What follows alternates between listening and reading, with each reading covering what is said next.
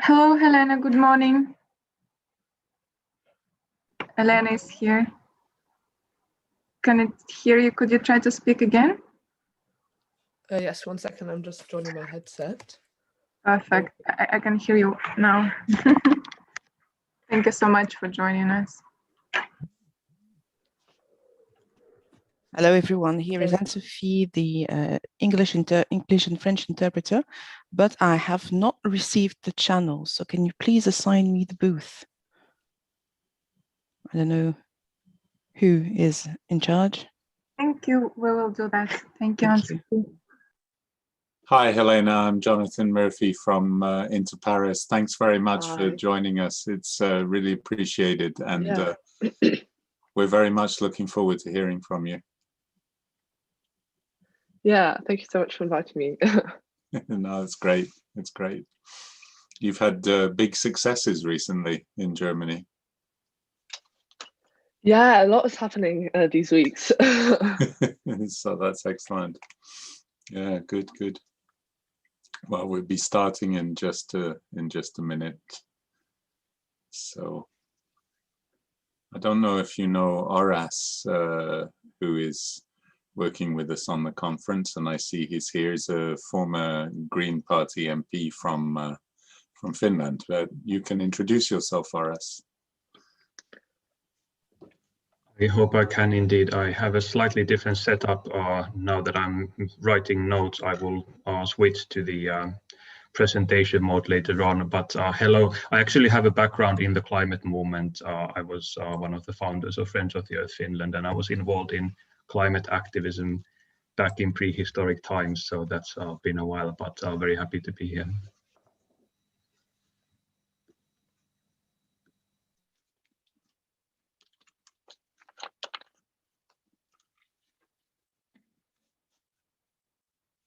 And just so I got it right, it's like I should talk for like 5 minutes or more, or around 5, right?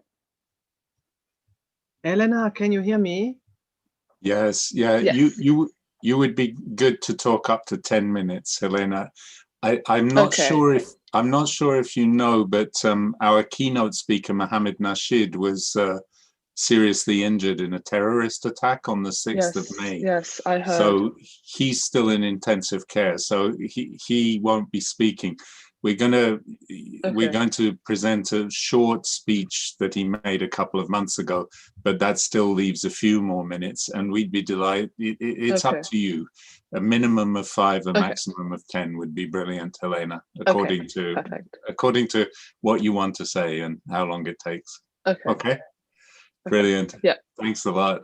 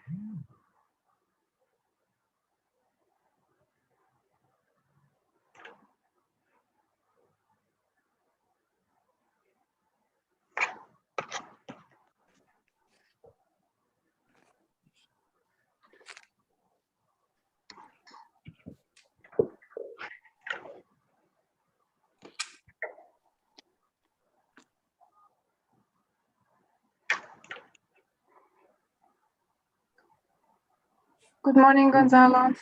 Good morning, Elena. Good morning, everyone. Can you hear me well? Perfect. Good morning, Kevin. Good morning, everybody. Good to see you. Good morning, Gonzalo. Good morning, Kevin. Thanks for joining us. We have Helena Marshall here already from the Fridays for Future movement. So I think we're just waiting for, well, of course, we're waiting 5 minutes before the actual start, and then we're also waiting for Martin Chungong from the Interparliamentary Union. So Great. good to see everybody and thank everybody again.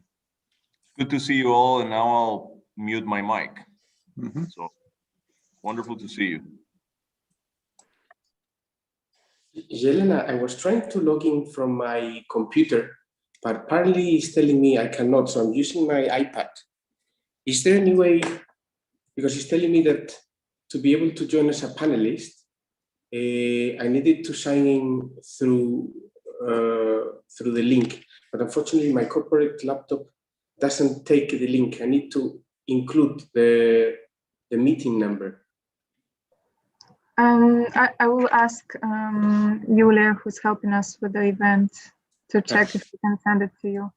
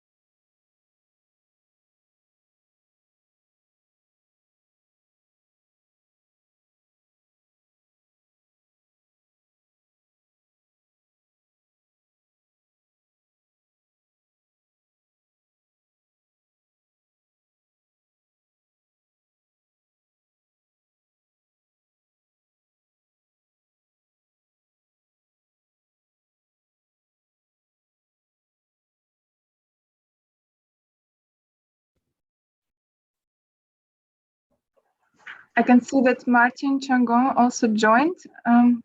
Good morning. Would you like to test your microphone and your video?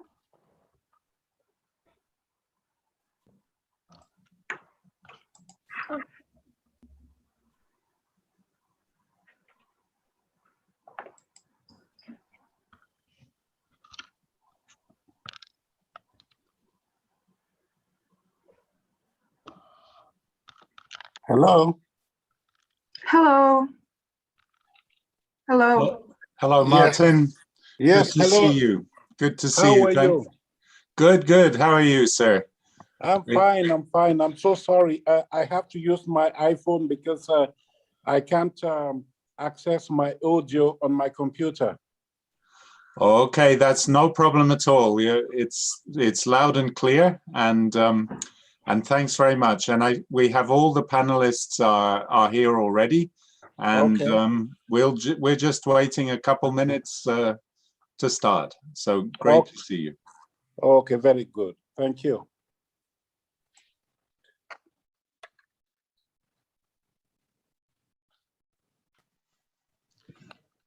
Jelena, I managed to change. Can you hear me?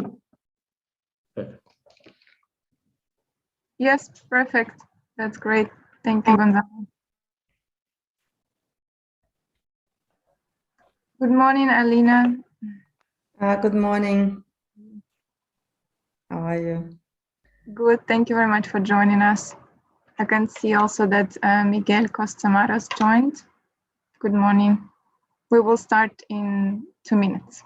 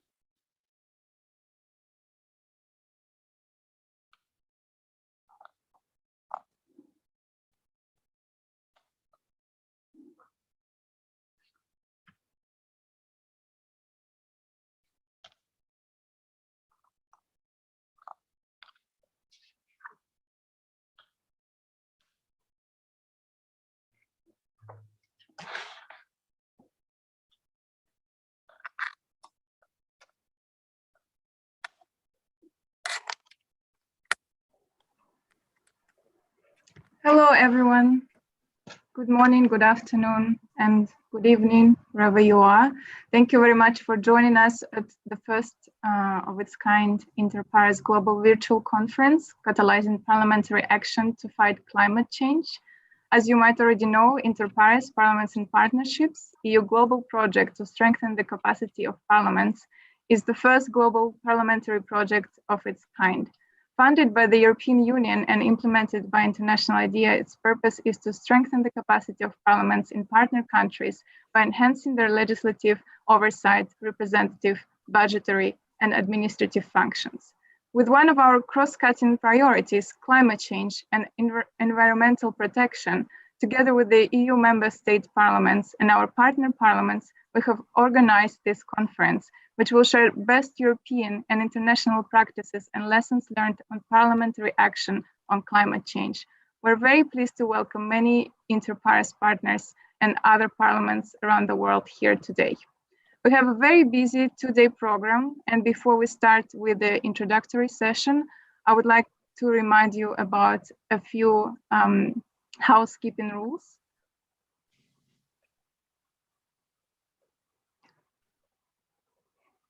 So I would like to remind you all that we have interpretation today in English, French, Spanish, and German. Also, if you have any technical questions or issues, please write in chat and we will be able to assist you. If you have any questions to speakers during the Q&A session, which is foreseen for the end of each session, please ask them in Q&A box. I would like to remind you that this event is broadcasted and recorded on our YouTube channel, which you can see on the screen. And of course, if you would like to share your thoughts, your ideas about parliaments and their action on climate change, please tag us on social media channels and use #parliamentsforclimate. So that's all for the housekeeping rules. Thank you very much. And also I would like to remind you that in order to save time, we do not foresee long introductions for each of the speakers, but you can find their detailed bios on the Inter-Pares website, and the link will be shared in chat shortly. And now I would like to introduce our first speaker. It's Kevin Casas Zamora, the Secretary General of International IDEA. Kevin, please, the floor is yours. Thank you, Elena. Secretary General Chungong, Ms. Marshall, Ms. Joro Martinez, honorable members of Parliament, colleagues and friends. Thank you so much for joining us here today.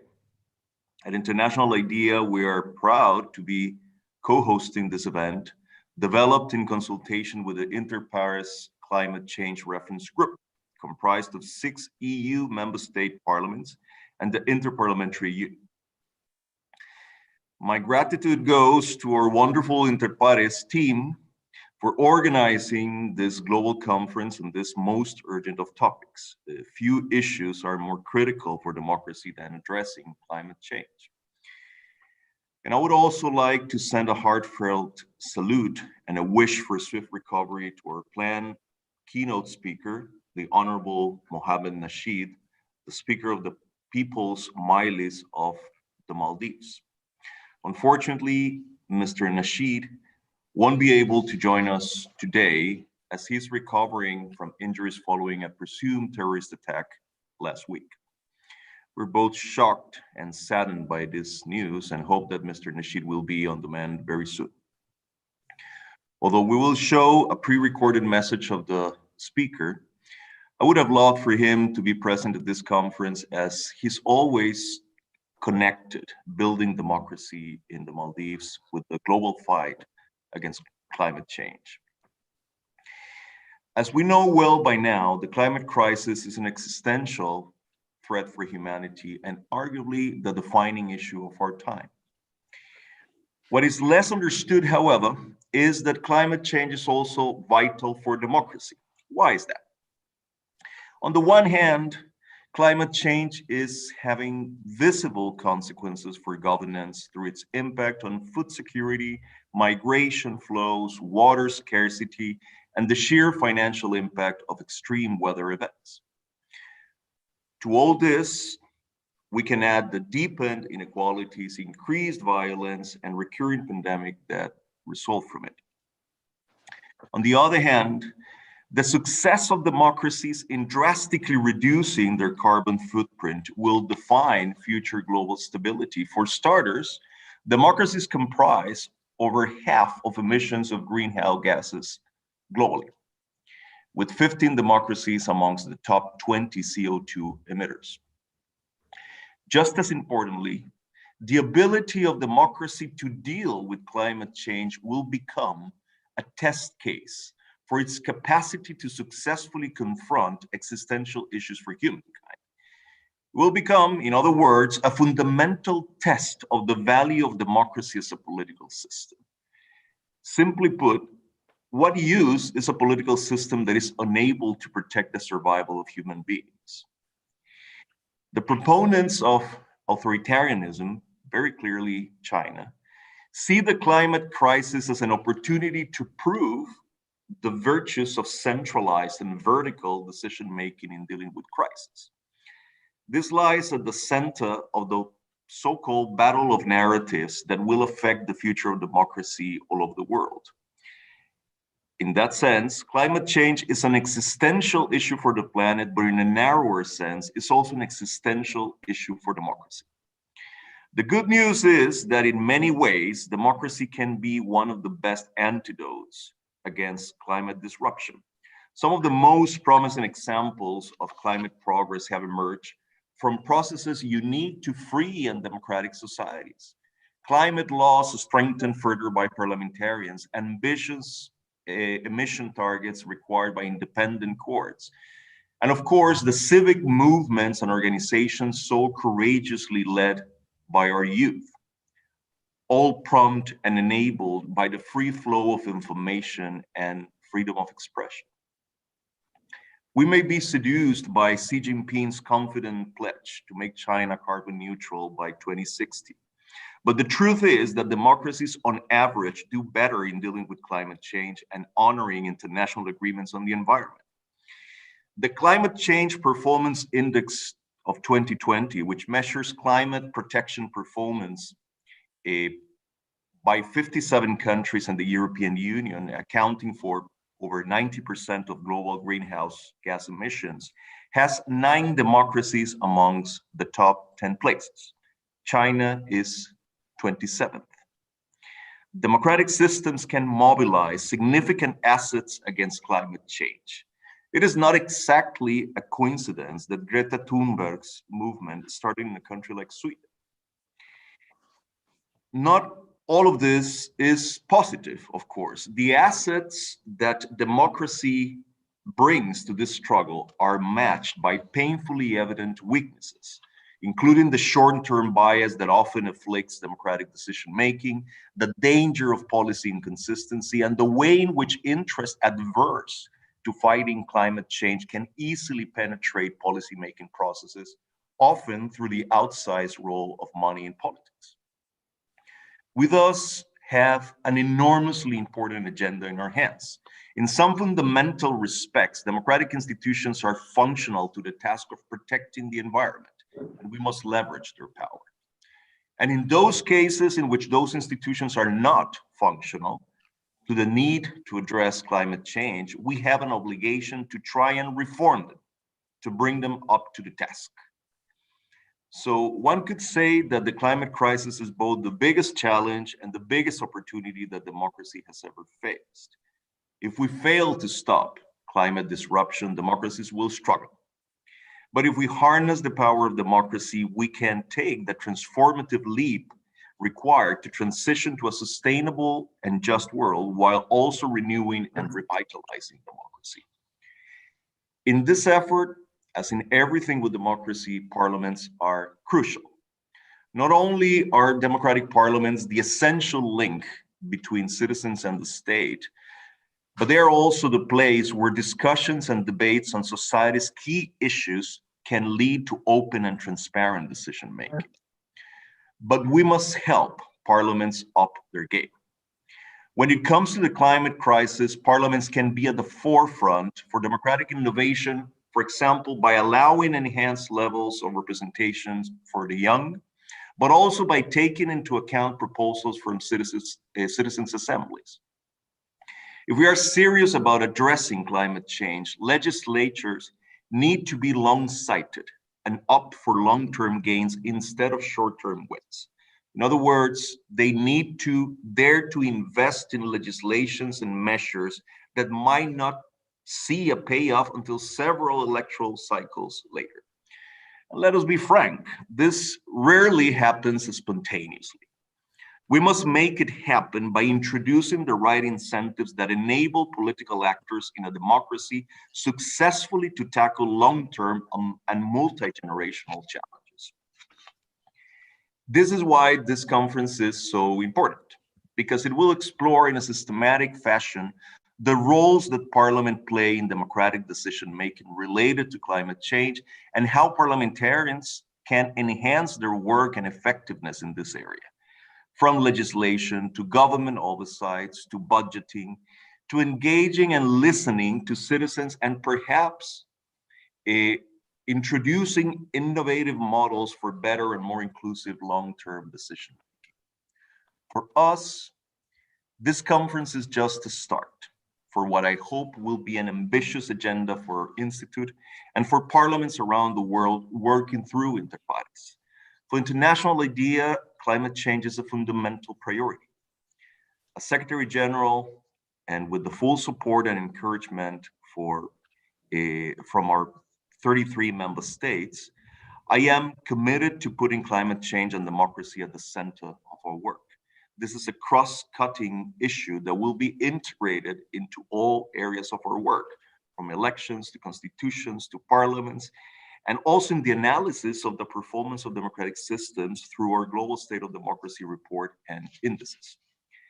IDEA, working with others, is also in a good position to tease out the practical lessons and generate policy recommendations about the impact of institutional incentives on the ability of political systems to adopt policies to mitigate climate change. This is an agenda that we are embracing with enthusiasm. I want to end by adding a special and richly deserved word of thanks for the European Union, which provides all the funding as well as continuing moral and strategic support to inter pares. The European Union is an important force for good in the world, both as a bulwark of democracy at a time when democracy is under threat in so many parts of the world, and also in leading the global efforts to confront the climate crisis. With the European Green Deal adopted in 2019 with considerable impetus from the European Parliament and other parliaments around the EU, Europe has stepped up to the plate on climate change. We're delighted to partner up with the European Union and work with these institutions on the twin endeavors of protecting democracy and addressing the climate emergency. Because, as I mentioned in the beginning, for us, these issues are closely intertwined. The values that democracy embodies, which are at the core of our common human heritage, must be preserved alongside life on the planet. We need to walk and tweet at the same time. We must save the planet and we must save democracy. We owe no less to future generations. Thank you all, and I wish you an enlightening and inspiring conference. Thank you very much, Kevin. You set the scene very well for the discussion today. And now I would like to give the microphone to Martin Chungong, the Secretary General of Inter-Parliamentary Union. Martin, please. Thank you very much for giving me the floor. Distinguished colleague Kevin, honorable members of Parliament present at this meeting, ladies and gentlemen, it gives me great pleasure to address this very important conference today on a very, very topical issue. At the very outset, let me join Kevin in saying how saddened we were to learn of the senseless attack on our very good friend, Mohamed Nasheed, Speaker of the Maldivian Parliament. This apparent terrorist attack has no place in democracy. And I join Kevin in extending our best wishes for speedy recovery. I know Mohamed Nasheed as a very robust advocate of parliamentary action in climate change. And I was hoping to, and looking forward to listening to his keynote address today, but we will have to do with a written message.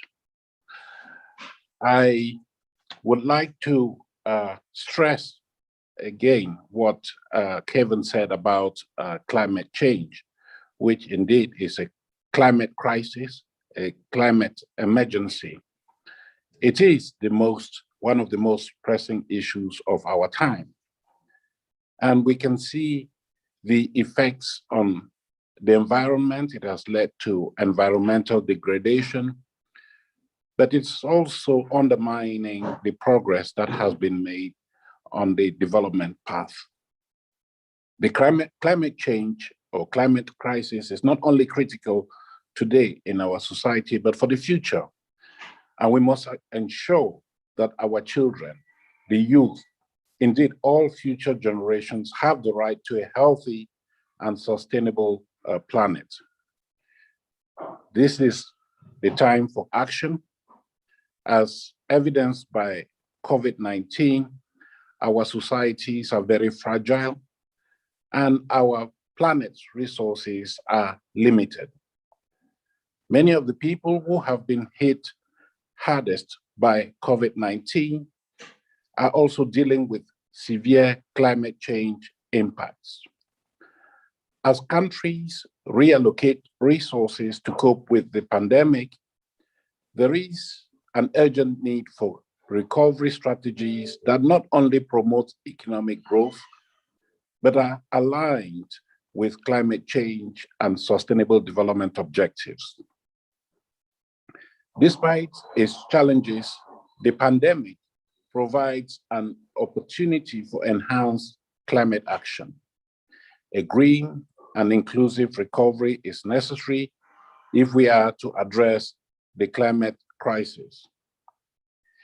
Given the rapid pace of climate change, parliaments must rally around strong action now. Parliaments can and must prioritize clean and renewable energy initiatives, the creation of green jobs, biodiversity protection, and the implementation of the Paris Agreement. Parliaments are instrumental in making sure climate action happens at the national and local level. Parliamentarians can and must ensure that legislation on climate change is both nationally appropriate and aligned with the Paris Agreement. They can and must allocate adequate funding to support climate action and develop mechanisms for oversight of the government. Parliamentarians can and must also ensure the needs of their constituents that are most at risk of climate change impacts and make sure that these needs are met through their representation function. And that point was made by Kevin in his statement. The IPU remains fully committed to supporting parliaments in addressing climate change. A resolution was adopted at the 141st IPU Assembly in 2019, urging all parties to implement the Paris Agreement, and the declaration of the 5th World Conference of Speakers of Parliament was very forthcoming in this respect. And allow me to quote, "The path towards carbon reduction must form an important part of our future strategy in order to build more resilient societies by transitioning towards a climate neutral economy," end of quote. As we at the IPU prepare our new strategy for 2022-2026, IPU member parliaments have said loud and clear that climate is a priority. This message is particularly clear among the IPU's Forum of Young Parliamentarians, who are making strong calls for enhanced action. We must capitalize on this energy and motivation. The IPU focuses on global awareness raising, partnership building, and fostering dialogue on climate change and its linkages with other cross-cutting issues, including youth, gender, and the SDGs. We recently produced with the United Nations Environment Programme a policy note for parliamentarians that outlines a green recovery approach to the COVID-19 pandemic that also helps countries achieve their commitments under the Paris Agreement. The IPU and UNEP will also provide tailored national level support to a selected number of countries on this topic. The IPU and the United Nations Office for Disaster Risk Reduction will soon finalize a toolkit on strengthening parliamentarians' engagement in addressing disasters and climate-related risks. Furthermore, in partnership with the Italian and UK parliaments, the IPU is co-organizing a parliamentary meeting around COP26 to be held in Rome and Glasgow later this year to further boost parliamentary action around the climate agenda. I take this opportunity to reiterate the crucial role of parliaments in combating climate change. The legislative, budgetary, and oversight actions of parliaments today will have a long-term effect on the planet's future. Parliaments are critical for driving transformational change for a healthier planet and society. I wish to take this opportunity also to thank our valued partners, Inter-Pares and International IDEA, for involving us in this very important conference today. A conference that is going to look into avenues of cooperation between parliaments around the world in an effort to address in a more robust and effective manner the challenges, but I'll also say the opportunities offered by climate change. I look forward to lively and fruitful deliberations during these 2 days. And you can be sure that the IPU, like International IDEA, will be closely tuned to the recommendations and conclusions of this conference, as we would like them to inform our future action as we work with the global community to address the existential, and let me borrow that word, existential threat to mankind that climate change poses. Thank you very much for your attention, and I look forward to our deliberations. Thank you very much, Secretary General. Interpares is very pleased to work with IPU on many important topics. And now I would like to invite Gonzalo Jora Martinez, Policy Officer, to support the Parliament at the European Commission. Gonzalo, please. Thank you. Thank you very much, Yelena. Excellencies, Secretary Generals of International IDEA and the IPU, honorable members, ladies and gentlemen, dear colleagues, good morning to you all. It is a great honor for me as Policy Officer for Support to Parliament at the European Commission's DG Impact, and as such, as the Program Manager for Interpares, to intervene in this opening session together with such distinguished persons as Kevin Casas, Martin Chungong, and Elena Marshall. Let me, first of all, join Mr. Casas and Mr. Chungong in saluting especially President Mohamed Nasheed, the Speaker of the People's Majlis, the Parliament of Maldives, who accepted to be our keynote speaker today and who unfortunately suffered a presumed assault a few days ago. We condemn such presumed assault and we wish him a speedy recovery. And personally, as someone who was posted in the Maldives as a young EU diplomat, we value him as a strong advocate for democracy and for the combat against climate change. 2 days ago, we celebrated, as every 9th of May in Europe, our day, Europe Day. But this year, it was special because on that day, the presidents of the 3 main EU institutions, the Commission, the Parliament, and the Council, inaugurated in Strasbourg, together with the host, President Macron of France, the Conference on the Future of Europe. One of the main aims of the conference is to involve citizens as much as possible in its deliberations on what the Europe of tomorrow should look like. And at that inaugural event, last Sunday, citizens already had the chance to intervene, ask questions, and engage in dialogue with the conference co-chairs. And among the several issues that were raised by citizens and that were also touched upon by the leaders of the institutions, 2 came up recurrently: democracy and climate change. Democracy as the essence of the European Union, of what it stands for, and climate change as the greatest responsibility of our times, and as one of the top priorities of the European Commission under the leadership of President Ursula von der Leyen. These 2 issues are also the raison d'être, the reason for being of today's and tomorrow's conference. Let me briefly touch upon each of them. Promoting democracy, promoting representative and inclusive democracy is the main objective of Interpares, the EU's global flagship project of parliamentary strengthening, implemented by International IDEA, that is organizing this event. Parliaments are the central institution of any democracy. They are, in fact, the oldest of all democratic institutions.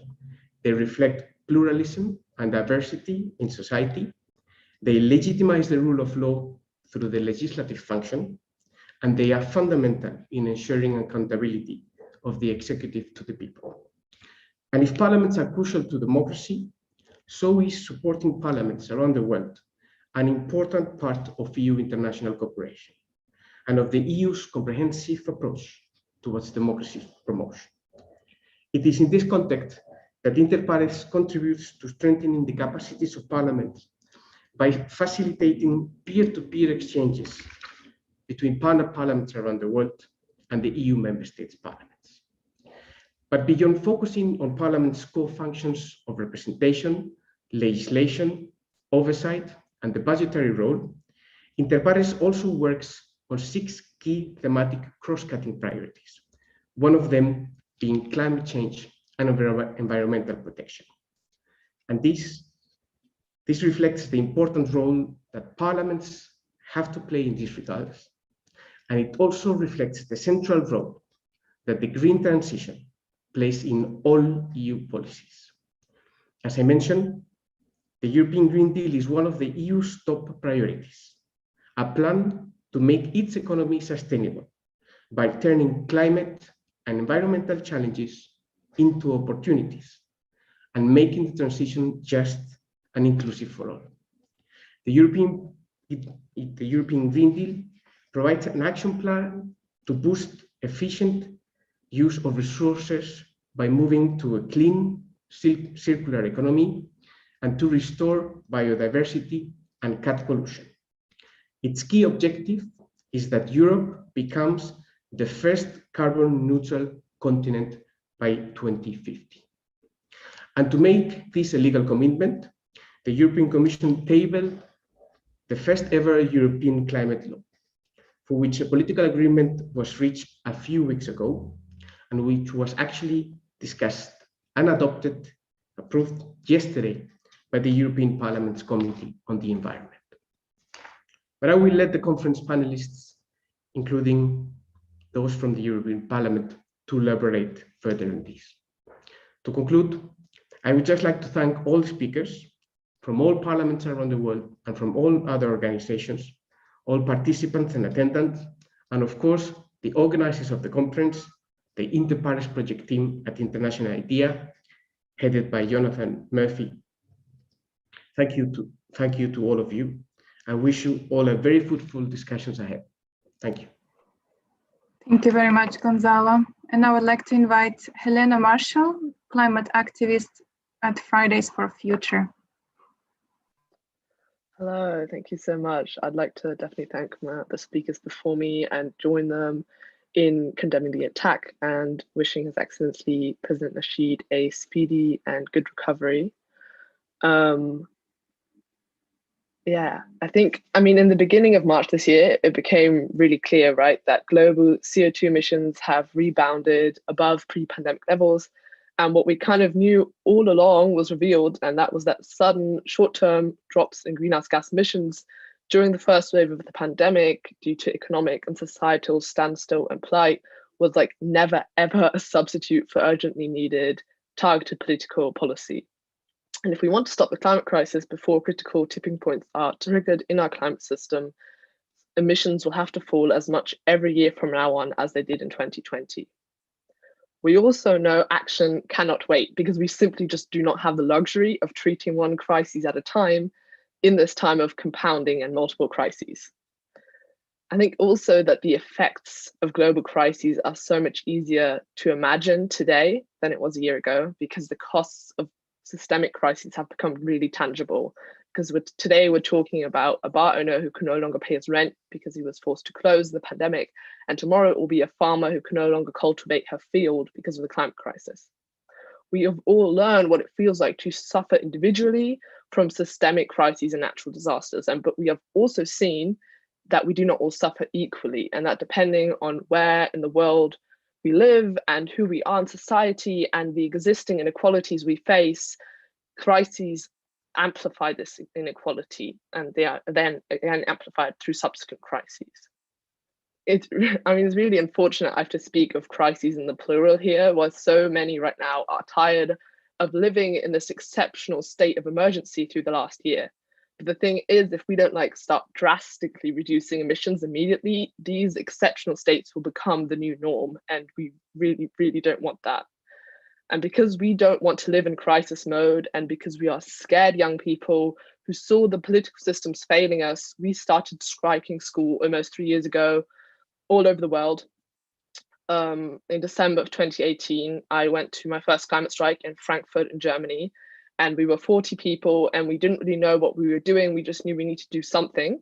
And we didn't really have a route, but we decided to march to our local parliament because that is the place that we knew we needed to be. And that's where we marched all over the world. And that's where we marched 10 months later in Frankfurt with 40,000 people. And that's where millions all over the world went to, because as our movement grew, we continued to say the same thing as we did in that first week with just 40 people. And it's the same thing I'm saying now. And it's that politicians and government and our parliaments need to act, and they are the people responsible. And the climate crisis, is the place we are going to solve it. After 10 months of these strikes, the German legislature decided on a climate law that, honestly, doesn't really deserve the name, because 2 weeks ago, the Federal Constitutional Court in Germany actually ruled on a case brought by some friends of mine, and they stated that parts of that law are actually unconstitutional, and that due to its insufficiency, and it actually infringes on my generation's right to a future. And this was, of course, this case was obviously a big win for us. It's a landmark case, and we'll see what follows this. But at the same time, we know we would have never had to bring this case if the law had been good enough in the first place. And quite honestly, we don't really have time for mess ups, and we don't really have time to bring every single insufficient law in front of the courts. And because that's what makes climate so different to every other policy area, because success cannot be measured in regards to making progress or being better than we were before or being the first climate neutral continent. While those are all great, success can only be measured looking at what are natural boundaries that we have. We are used to compromise in politics, but we cannot compromise on staying within the 1.5 degree limit, and we cannot, because then we are compromising on people living a good life on this planet. And I think that's obviously really difficult, and I'm looking forward to the solutions you come up with in the in further sessions of this conference. And I'm not going to tell parliamentarians how to be better parliamentarians, because I'm an old 18-year-old student. I'm scared for my future, but I'm not a parliamentarian, obviously. And there are plenty of great speakers following me who can do exactly that. I'm also probably the only speaker at this conference who has not ever voted for a parliament in her life, because I've not been allowed to yet. But what I will tell you is that I don't really want to be thanked by politicians, because again and again, we see this. We are praised by the people who then turn around and celebrate their distant climate goals, but don't do the work to reduce emissions right now. We see that these people in positions who are not willing to resign short-term profits, but instead continue to fight for fossil fuel funding. And what I can also tell you is that climate cannot be the icing on the cake of policy. Rather, it needs to be baked into the very recipe for the future and the present. Legislators have such a wide range of tools at their disposal to promote inclusive, sustainable development that successfully tackles the climate crisis. We, the youth, will continue to do our part. We will work for societal majorities. We will continue to create an environment where the radical, small and big parliamentary action we need to see is made possible. But we also need you to keep up your end of the bargain and craft effective and creative legislation, because the stakes are really high. And while the climate crisis jeopardizes my future, it's already threatening people's livelihoods and homes and families right now in the present. We have a lot to lose if we don't halt the climate crisis. But at the same time, we have so much to save and to gain through swift and an integrative response. So, in case you don't already feel immense pressure, I hope you do now, because we put our trust in parliaments, because while governments and parliaments got us into the climate crisis through not acting earlier, they are also the best tool we have to get us out. So we put our trust in you, and we trust you not just hear us as youth, but that you do what is necessary and also what is possible right now, because what happens now is essentially everything. And I think that's what I'll end on. Thank you. Thank you very much, Helena. And thank you all the respected speakers of the introductory session. Now I would like to give the floor to Jonathan Murphy, head of the Inter-Paris program. Jonathan, please. Thank you very much indeed. Thank you, speakers. Thank you for all of the different perspectives that were provided. Today, I would be introducing Speaker Nasheed. I felt that we should still introduce Speaker Nasheed and also provide a short tribute, which I think sets a very good scene for the conference and also passes on our thanks to him for all the work that he has done not only on climate change, but on democracy in Maldives and around the world. Mohamed Nasheed, the Speaker of the People's Majlis, the Republic of the Maldives, has been imprisoned over 20 times, going back 30 years, for campaigning for democracy and human rights in the Maldives. He was the first democratically elected president of the Maldives from 2008 to 2012. Then he was imprisoned again in 2015 and forced into exile. He returned to Maldives in 2018 after democratic elections and was elected Speaker of the People's Majlis, the Parliament of the Maldives, on May the 28th, 2019.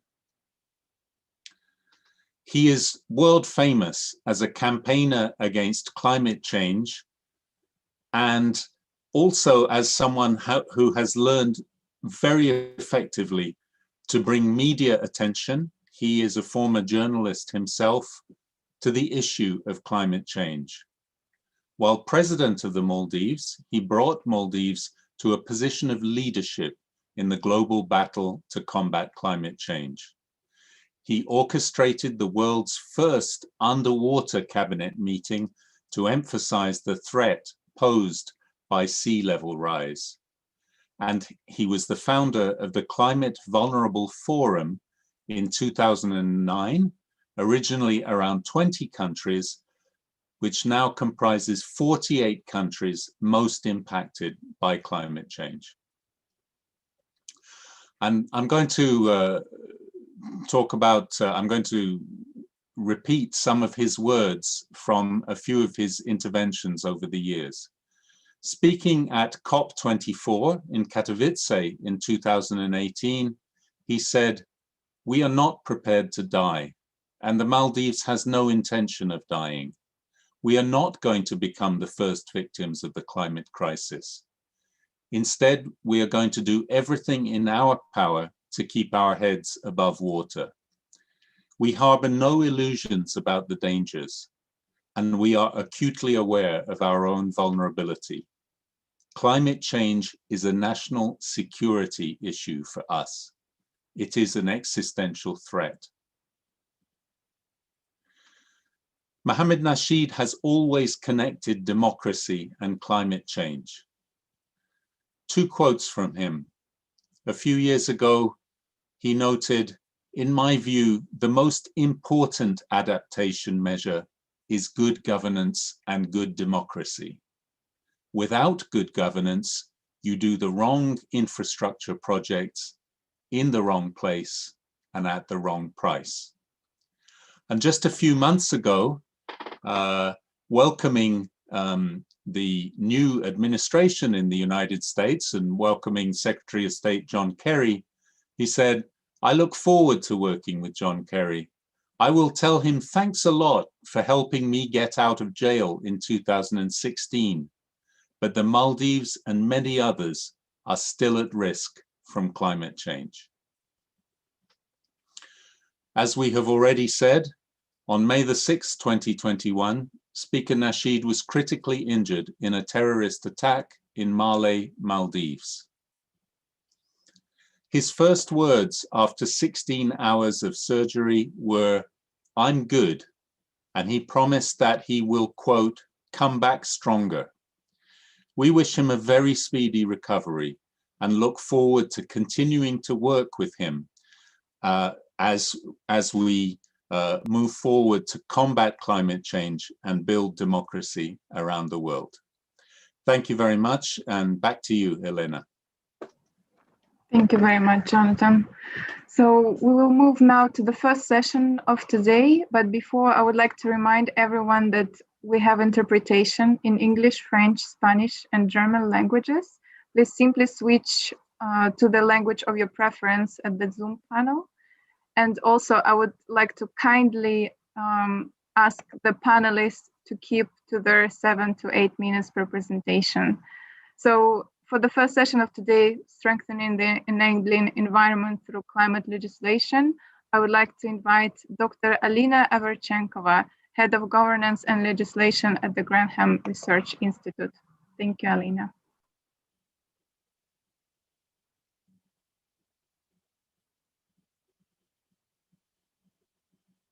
Sorry, you're muted. Thanks. Distinguished delegates, colleagues, good morning, good afternoon, and good evening to you, depending on where you are. I would like to join other speakers in wishing President Nasheed a speedy recovery. And I think his inspiring quotes and also interventions by the speakers earlier today made it very clear that we're facing existential crisis at this moment. And as Helena said, it's very easy to become complacent and to congratulate ourselves on the adoption of the Paris Agreement and the political commitments which were made in relation to it. However, on this graph, I'd like to show you actually the urgency, to illustrate the urgency of action. The red line are the greenhouse gas emissions that would happen if we continue with current policy trajectory. The gray line, which is slightly below the red one, are the commitments made by countries in Paris in the nationally determined contributions. And those commitments, if implemented, will put us on a trajectory of 3 degrees temperature increase globally, which is the change the world hasn't seen for the past 3 million years. Now, if you look below that, the green line is the trajectory of emissions we need to come to if we want to keep global warming below 2 degrees, which is what scientists tell us is the level that will allow us to avoid dangerous climate change. And that gap is about 15 gigaton of reductions in greenhouse gas emissions. And they require that in the next 40 to 60 years, all of the world's emissions have to come to net zero. And the role of legislators in that context is key, as previous speakers have noticed. So I wanted to talk a little bit about why do we actually need to legislate on climate change? Should we just leave it to governments to make international commitments and then to put policies in place to reduce carbon emissions? And to answer that question, we have looked at the experience of the UK Climate Change Act, which was adopted over 10 years ago and was the first comprehensive legislation that actually introduced emission reductions at the national level. The UK Climate Change Act became a model for many parliaments around the world since then. And what our study has found, very importantly, the emissions in the UK have reduced by over 40% since the year 1990, while domestic gross output, the economy has grown by over 80%, which means really the UK climate change policy allowed to decouple greenhouse gas emissions from economic growth. And the Climate Change Act has played an important role in that. You can see that since 2008, the emissions, the year that the Act has passed, the emissions have come down at a much quicker pace.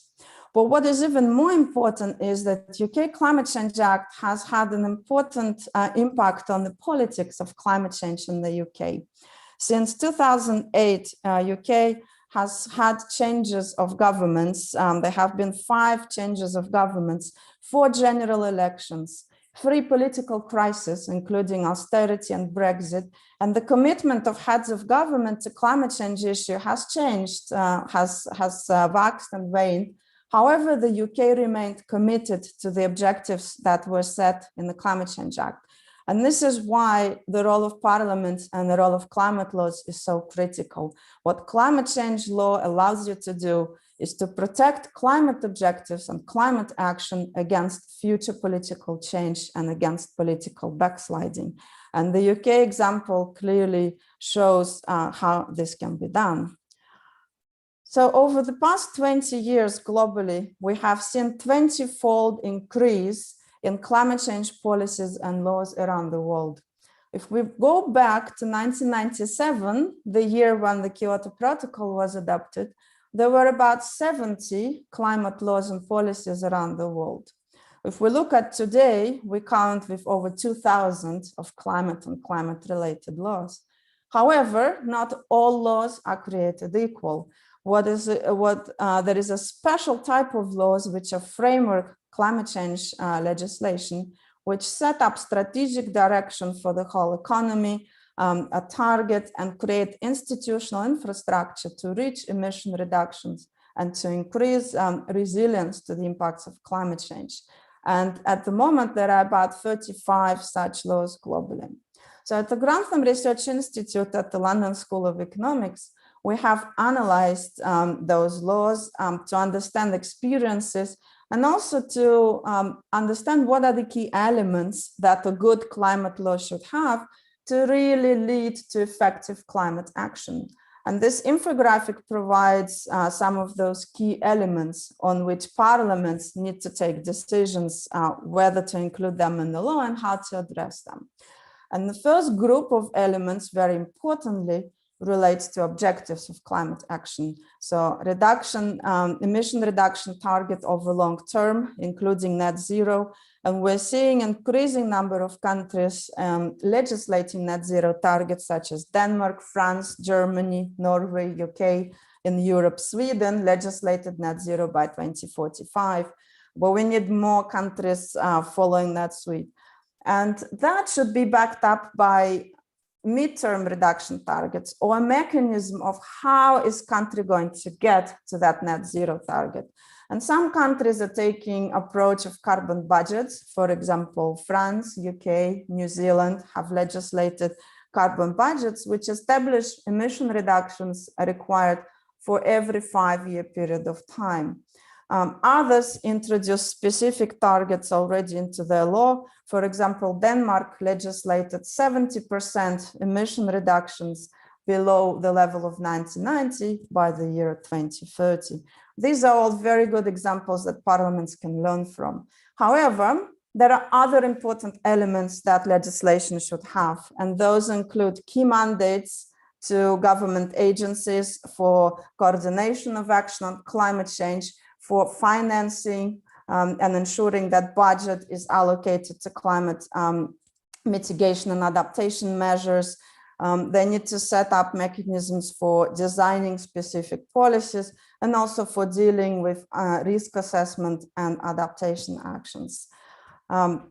What we're learning from the experiences of countries around the world is that a good framework climate law can be a very important vehicle for raising national ambition on climate change, delivering on international commitments made in the context of the Paris Agreement, and also galvanizing action across all of the economy and all of the society. And the role of the parliament in that context is crucial. However, the framework law is not a substitution for political commitment. And that's why action by young people, action by citizens, and action by parliament is so important. Thank you so much. Thank you very much, Elena. I would like to invite the next speaker of the session, Jean-René Cazeneuve, member of the Finance Committee, General Rapporteur of the Climate and Resilience Law at the French National Assembly. Oui, bonjour tout le monde, mesdames et messieurs les parlementaires. Merci beaucoup pour votre invitation. Je voudrais moi aussi souhaiter un prompt rétablissement au président des Maldives avant de commencer. Je voulais vous parler d'une loi que nous venons de voter au Parlement, à l'Assemblée nationale en France sur le climat, qui est une loi extrêmement importante, et peut-être commencer par sa genèse qui est tout à fait spécifique. Nous avons, à l'initiative du président de la République, Emmanuel Macron, nous avons réuni 150 citoyens tirés au sort, qui représentent donc toute la France dans toute sa diversité, qui ont travaillé pendant 9 mois pour élaborer 149 mesures dans tous les domaines de la vie des Français pour nous permettre d'atteindre et de dépasser nos objectifs en matière de réduction des gaz à effet de serre. Alors c'est important, ce processus très particulier, puisque nous avons interrogé les citoyens, c'est eux qui ont travaillé, me paraît très important pour au moins une raison, c'est que contrairement à ce qu'on peut penser, cette urgence climatique n'est pas partagée par tout le monde. Pas que les gens nient cette nécessité. Mais ils ont l'impression qu'on peut avoir le temps, ils ont l'impression que c'est aux autres de faire les efforts, que ça ne sert à rien si la France fait des efforts parce que les autres pays dans le monde ne le feront pas, etc., etc. Donc, demander aux citoyens de réfléchir, c'est donner un écho très important à ce sujet au sein de la société française et favoriser les débats et les discussions. Les 150 citoyens ont fait donc 149 propositions. Certaines sont d'ordre réglementaire, certaines sont doivent être réglées au niveau de l'Europe, mais certaines, 46 d'entre elles, sont dans la loi que nous avons votée. Alors évidemment, le Parlement doit faire son rôle, doit jouer son rôle. Et le Parlement a pris les propositions initiales des citoyens et les a améliorées, modifiées, les a rendues opérationnelles. Et donc, c'est tout le travail que nous avons fait pendant 3 semaines au Parlement. Vous voyez que c'est une loi extrêmement importante et qui touche tous les éléments de la vie quotidienne, se nourrir, se loger, se déplacer, etc., etc. Donc, tous les aspects de la vie des Français ont donné lieu à des différents articles de loi. La philosophie de cette loi, c'est vraiment faire entrer l'écologie dans le quotidien des Français. Hein, je vous l'ai dit, la manière de se nourrir, se loger, se déplacer, de consommer également. Il nous paraît important d'embarquer tous les citoyens. La loi ne peut pas tout faire. La loi ne peut pas être simplement de l'interdiction, de la contrainte, parce qu'autrement, les Français, les citoyens réagissent par rapport à ça, peuvent avoir des blocages par rapport à ça. Donc, il est très important, et cette loi, elle donne des trajectoires, elle donne de la visibilité, elle donne des contraintes à 2028, à 2030, à 2040, mais elle passe aussi par des phases d'expérimentation, et elle est basée vraiment sur la mobilisation, sur l'intelligence des citoyens. Chaque citoyen doit changer ses comportements. Ensuite, c'est une écologie de progrès. C'est-à-dire que c'est une écologie qui ne souhaite pas la décroissance. Et là, il y a des oppositions évidemment très importantes au sein de la société française, en certain nombre d'écologistes qui voudraient d'une certaine manière freiner, qui sont des adeptes de la décroissance, qui sont plutôt contre les technologies. Nous ne pensons pas que c'est la bonne solution. Nous pensons qu'au contraire que c'est la croissance économique qui permet de financer la transition énergétique. Et nous avons, et on le voit dans tous les débats qui ont lieu à l'Assemblée nationale, toujours cet équilibre extrêmement difficile à trouver entre cette obligation absolue de respecter nos engagements de baisse d'émissions de gaz à effet de serre, cette contrainte que nous avons vis-à-vis des générations futures qui est extrêmement importante, mais comment on ne bloque pas notre économie, comment on ne bloque pas psychologiquement les citoyens français. Donc comment on trouve cet équilibre entre l'interdiction, mais aussi donner du temps pour que les entreprises se transforment, pour que les technologies soient au point, pour que les technologies soient accessibles, qu'on puisse financer cette transition. Donc, à quel moment on arrête la voiture thermique? À quel niveau de contrainte sur les passoires thermiques, c'est-à-dire ces logements qui sont émetteurs de chaleur et qu'il faut rénover? Donc, à quelle vitesse on fait tout ça? Et le travail dans cette loi, ça a toujours été de trouver cet équilibre entre une grande ambition en matière de transformation écologique, mais attention de ne pas provoquer un blocage, un refus ou une impossibilité pour à la fois les entreprises, les Français, mais aussi les collectivités territoriales qui sont très actives, c'est-à-dire les villes, les métropoles et les départements.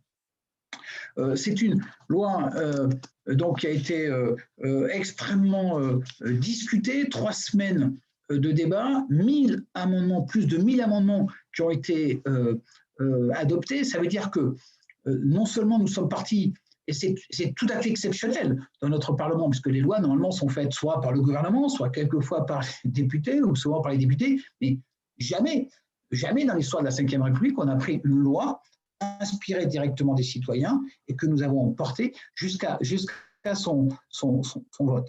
Mais le Parlement a joué son rôle, et chacun doit jouer son rôle. Le Parlement, les citoyens, donc dans une sorte de démocratie participative, et le Parlement qui doit faire son rôle dans une démocratie évidemment représentative. Et le fait que nous ayons adopté 1000 amendements montre que nous avons fortement transformé cette loi pour la rendre plus ambitieuse, parce que évidemment cet objectif de réduction des gaz à effet de serre est tout à fait essentiel. Donc voilà, j'en ai terminé sur en quelques mots sur une loi dont on pourrait parler pendant des heures. Ça n'est pas la première loi, puisque depuis 2017, nous avions déjà une loi sur l'économie circulaire, une loi sur les énergies renouvelables. Donc, c'est bien des lois successives. Je ne crois pas à une loi qui serait un Big Bang et qui déterminerait une fois pour toutes ce que nous devons faire sur les 20 prochaines années. Ça n'existe pas. Il faut de l'acceptation, de la compréhension et puis aussi du financement. Donc, c'est important d'aller très vite, mais par étapes. Voilà, merci beaucoup pour votre attention. Merci beaucoup. Thank you very much, Jean-Renaud, and for your excellent presentation. I just would like to remind all the participants that you can already ask your questions to any of the speakers of this session in the Q&A box. And now I would like to invite Miguel Costa Matos, member of the Committee of the Environment, Energy and Territorial Planning at the Portuguese Assembleia da República. Miguel, please, the floor is yours. Thank you very much. Honourable Secretary Generals of IPU and IDEA, distinguished global leaders and guests, fellow citizens of the world. It is worse, much worse than you think. The slowness of climate change is a fairy tale, perhaps as pernicious as the one that says it isn't happening at all. It is with these words that David Wallace Wells begins his seminal book, The Uninhabitable Earth. It is a book everyone should read, and these are words everyone should hear. We are in a climate emergency. Climate change is baked in, and already events and loops we thought decades away have been triggered. It is therefore nowhere near not enough for us to all join hands, sing the Kumbaya, drink the Kool-Aid, and pledge to fight climate change.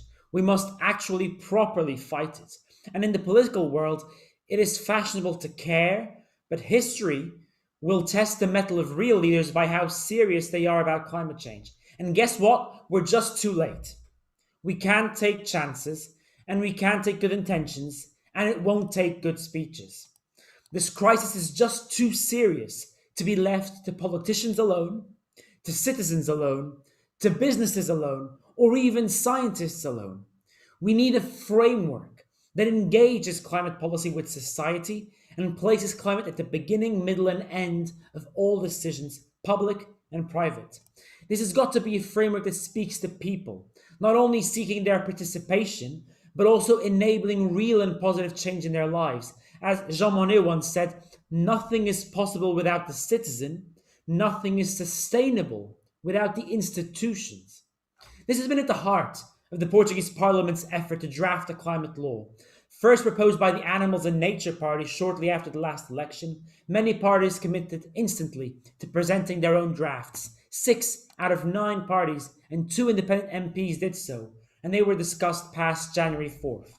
Wishing to craft an ambitious and yet durable climate law, our committee has created a working group with representatives from all parties to listen to civil society, to experts national and international, and to build consensuses on what our climate law should be. Let me at this point recognize the great work of Alina Evershenkova, whose January 2019 paper, Legislating for a Low Carbon and Climate Transition, was invaluable to guide research, and the work of legislators in the UK, France, and beyond has also been very useful. We're truly standing on the shoulders of giants. As I was preparing for this conference, I returned to Alina's paper, and she's shown here the key elements from that paper. Those are also our key elements from our climate law. And I'm honored to share with you some of the key points of convergence and discussion as we enter the final stages of drafting our law. Our key objective is to keep the climate effort honest, to avoid greenwashing. Therefore, what we need is to be rigorous in planning and in assessment. All the projects share a vision for an independent scientific committee. In some cases, we ensure explicit youth activist representation with a responsibility for assessing progress and for advising on planning. We also share in different degrees parliamentary scrutiny of planning and assessment, civil society participation, stronger access to documents as per the Aarhus Convention, and of course, planning requirements at a regional, local, and sector level. There is clarity on the need to be ambitious and transparent with targets, making them easily available to the public, though some argue a tendency to ratchet up the targets should keep them off the books in order to avoid regularly updating the framework law. This is particularly a concern for some sector level targets where shifting technological cost effectiveness and structural economic change can basically rewrite our roadmap for climate neutrality in only a few years. Of course, different projects have different planning instruments, while some have preserved a traditional short, medium, and long-term structure with carbon budgets 12 years in advance, like in the UK and France. Others seek to deploy very short-term instruments, namely, for example, on a yearly basis. These two approaches may well not be mutually exclusive, but complementary, and we're looking at that. Indeed, across different projects, we can perceive climate as a constant and comprehensive concern, with one party mind proposing a review of climate impact of all past, present, and future legislation, and a climate chapter in every state budget and accounts. Financing is, of course, a key enabling factor. While there is broad consensus on removing fossil fuel subsidies, there is some debate on whether and how to do financial reform, including climate divestment and tight regulation around corporate governance or indeed financial supervision. After all, if one rejects a capitalist economic system, why bother rewriting the rules to try and make it green? But while we may disagree on the details, we all share a common principle, that the transition must be as fair as it is quick, that buying green must not be a luxury afforded to a few, but rather the logical economic choice. After all, not buying green is the real luxury and one none of us can afford. In the meantime, we must prepare for the impact of climate change on our communities. Many parties share the idea of a risk assessment map. Some review national security policy to include a climate dimension, for example. There are proposals to facilitate climate litigation, which I know is something Alina also accompanies.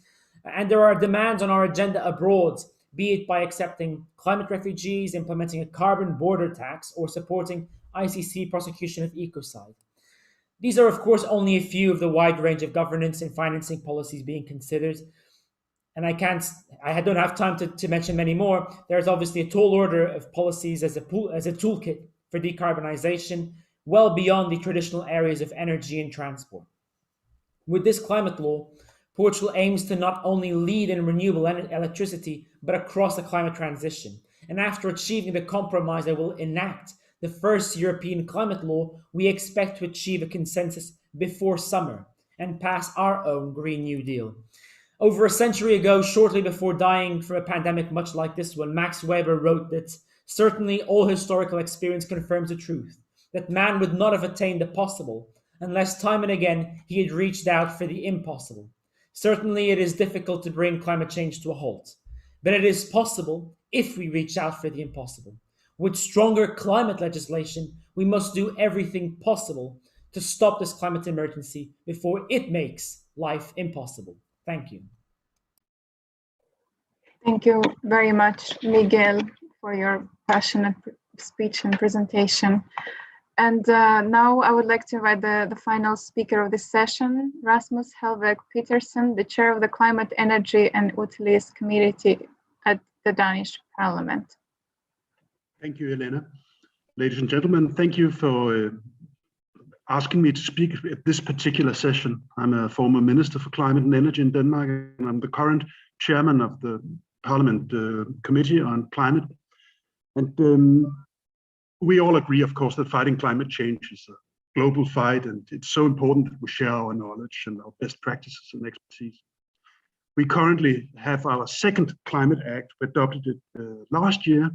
The first one was from 2013, but the new Climate Act from last year is much improved. It sets a medium-term target of reducing green gas emissions by 70% in 2030 compared to 1990, and a long-term target for Denmark to become climate neutral by 2050. So it obliges the incumbent government at any time to work towards meeting the Act's objectives. And the Danish Parliament has established a framework for legally binding targets for reducing greenhouse gas emissions, a new mechanism to ensure parliamentary scrutiny and a steady pressure on the government to act. Furthermore, Denmark must, by law, actively work for the realization of the Paris Agreement objectives. So I'm happy to inform you that several parties just last week made a political agreement on an intermediate target of reducing greenhouse gas emissions. So we'll try to make it to 50 to 54% reductions in 2025 already. So we try a rapid pace now, an ever-increasing pace in our reduction agenda. So we had a government that proposed an indicative target of 46 to 50%, but other parties pushed it to be more ambitious. So the current is 50 to 54 in 25. We have a tradition in Denmark of minority governments. And that means the government is politically dependent on the parties represented in parliament, both to stay in government, but also to ensure support for legislation. So most legislation here and political initiatives are not only negotiated within a government itself, but with the supporting parties in parliament, and quite often with most of the other parties. So broad political agreement that is essential to the Danish national politics. Usually, the political agreements are made by a broad majority, and compromises are made by everyone. This sounds fragile, but actually it ensures a much longer lifetime for political initiatives, resilience from shifting governments. When we have a change of government, we do not have a change of policy, because all parties will already have been involved in the legislation. So what we have here with our Danish Climate Act is a broad political agreement that lies behind this. And that makes me confident that the parliamentary mechanisms established within this current Climate Act will ensure scrutiny and oversight and the necessary progress towards the objectives of the Climate Act. So these will be tools that this Parliament will use many years ahead. So from the adoption of the Climate Act and until now, we've made several other agreements to reduce greenhouse gas emissions. We look at the industry and energy sectors and the housing sector. We're currently negotiating agreements on agriculture and on transport. So the current Climate Act is about 1 year old now. Our practical experience is a bit limited, but there are some politics to take from our work so far. So the Act sets a framework for an annual cycle, ensuring both a steady pressure on government and the inclusion of parliamentary debate and transparency. And every year in September, the government must present a climate program for Parliament. The climate program includes, among others, status on fulfilling the national and international climate targets and planned initiatives for all sectors and a global climate strategy. So in accordance with the agreement, the climate program and the proposed initiatives should be presented to the Parliament in due time, allowing it to be taken into consideration during the national budget negotiations. So we make a link between the climate planning and budget negotiations. And the government must prepare a report on the effects of the overall climate policy to Parliament. And that report was subject to a lively debate in Parliament in December last year. And we've established a Danish Climate Council on Climate Change, so a Danish independent advisory body of experts, which must comment on both the climate program and the climate status. And in February this year, the Council made a very critical comment on the government's climate program. So we have an independent body which is critical, which criticizes the government programs. And the Council on Climate Change is composed of 9 experts, broad expertise, high level of climate relevant academic knowledge relating to, for instance, energy and transport and so on. And apart from advising the government and informing Parliament, they also contribute to political debate. So this is an independent body with a very high credibility, which we lean on.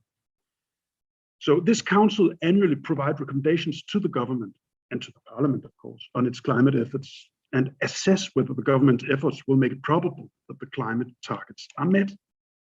And this act contains an obligation to act. So if it cannot be deemed probable to Parliament that the national climate targets will be reached, the government must present new initiatives.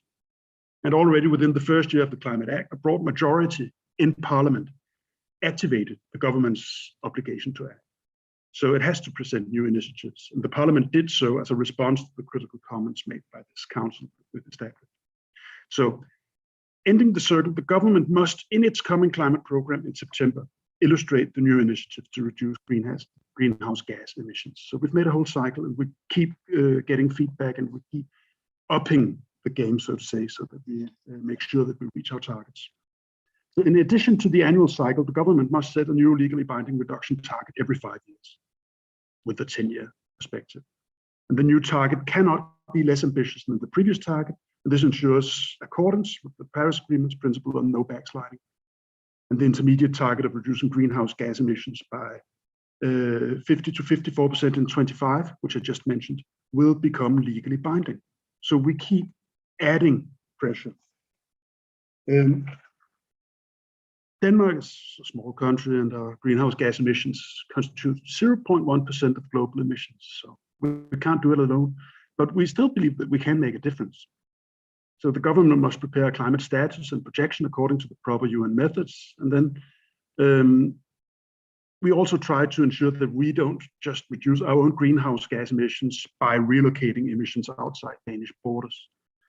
So we must report separately. The government reports separately on Denmark's impact on international emissions, including international shipping. We have a lot of international shipping based in Denmark, and aviation. So in this way, we try to shed light on international impacts of both national and individual consumption. Taking into account the international and global audience today, and other of our guiding principles in the Climate Act is to strive to be a leading nation in international climate efforts. So it's not a simple task. But we try to promote international green transition through new technologies and international project funding. We do it in international negotiations, we do it in diplomacy, and we try to share our knowledge and experiences. Just along the same line that we try, of course, to learn at all times from the experiences of others. But it's very important for us to be totally committed internationally in these debates. We try to grab inspiration, and our current Climate Act is certainly inspired by the British, which we heard on earlier. We also try actively to promote our experiences in other contexts. So this has been very useful, Elena, and I thank you for the opportunity to join in here today. Thank you very much, Rasmus. Indeed, the cooperation is important, and also it's important to inspire each other. I think we have time for one question, and there is a question for Dr. Alina Verchenkova. I will just read it out loud. So when we talk about targets to cut emissions, could you please address the problem that all these targets rely on the hope that we will be able to achieve negative emissions on a huge scale, a plan that many scientists describe as wishful thinking and a gamble with the humanity's future, as this technique doesn't yet exist? Thank you so much. You're raising a really important point. And I think it is true that most of the, actually all of the scenarios to get to temperature increase below 2 degrees include some degree of negative emissions. So just for those of you who are not familiar, negative emissions technologies could be kind of classified into different types. Some are nature-based solutions, such as afforestation, reforestation, halting back the loss of forest. And I think those technologies are very much developed. We have these tools, we're using them, and we need to do more of those. And then other technologies are more challenging ones. They are so-called engineered sinks, which either take CO2 emissions from the atmosphere, or they use carbon and capture technology. For example, in fossil fuel power plants, you actually capture emissions and then you store them in the ground or in the oceans. Those technologies are still quite expensive and have quite a few risks or kind of engineering risks that need to be addressed. So I think we do have a challenge, and there was a report done by the European Academic Science Advisory Council a few years ago, which made very clear conclusion that we cannot expect that negative emission technologies are going to solve climate crisis, and we need to focus immediately on reducing emissions.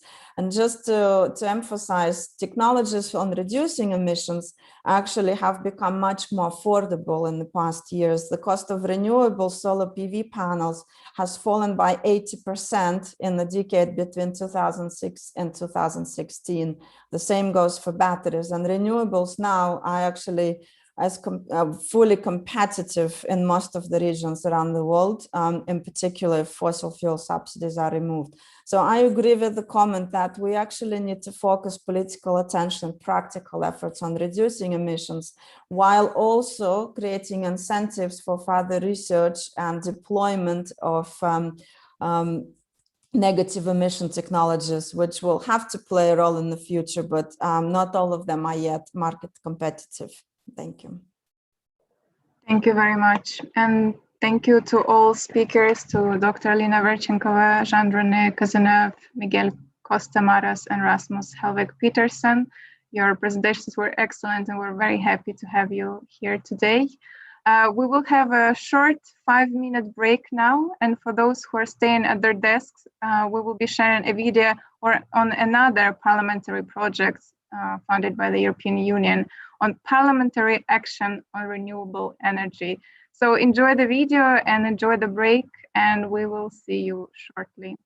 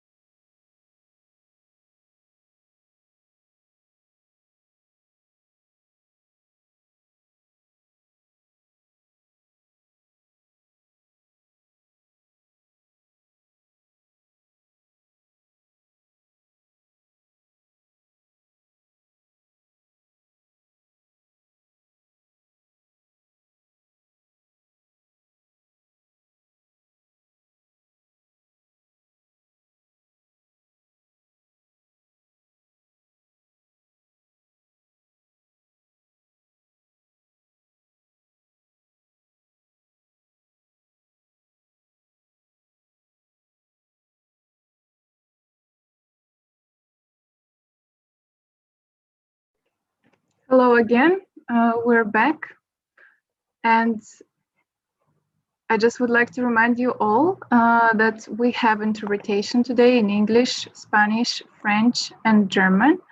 And that if you have any questions to any of the speakers at the next session, please use the Q&A box, and we hope we'll have enough time to ask a few more questions today.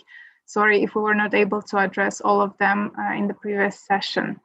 So I would like to invite the first speaker of the second session on oversight of the government in the implementation of climate policies and frameworks, Mr. Rafael Jimenez Aybar, Environmental Democracy Advisor at the Westminster Foundation of Democracy.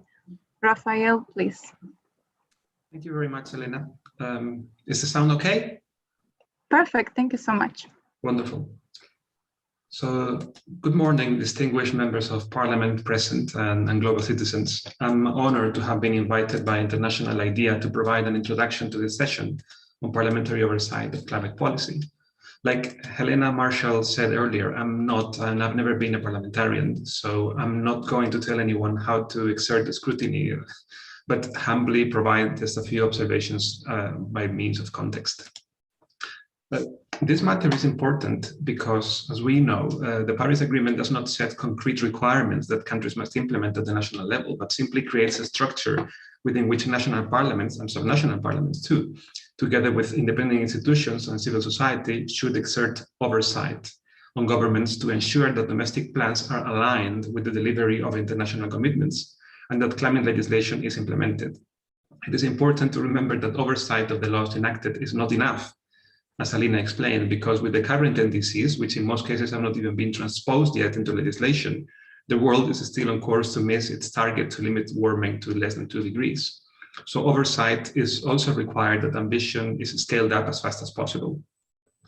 Oversight of climate legislation poses specific challenges since national commitments require coordination across sectors and government departments such as energy, infrastructure, agriculture, and finance, for instance, and also, of course, integration with all the environmental targets that are embedded across the Sustainable Development Goals. But in the first place, for parliamentarians to be able to exert oversight and monitoring, they need to receive institutional support from the parliaments themselves. They need to be equipped with the right tools. So MPs need access to the most relevant and recent information and research, both through in-house resources and also accessing the best external advice and evidence that they can get. And it is clear that the financial and the human resources that are dedicated to this will determine to a great extent the quality of the oversight that Parliament can exert. So internal expertise and research support can be complemented if parliaments establish relationships with technical advisory bodies or academic institutions, think tanks, or individual experts.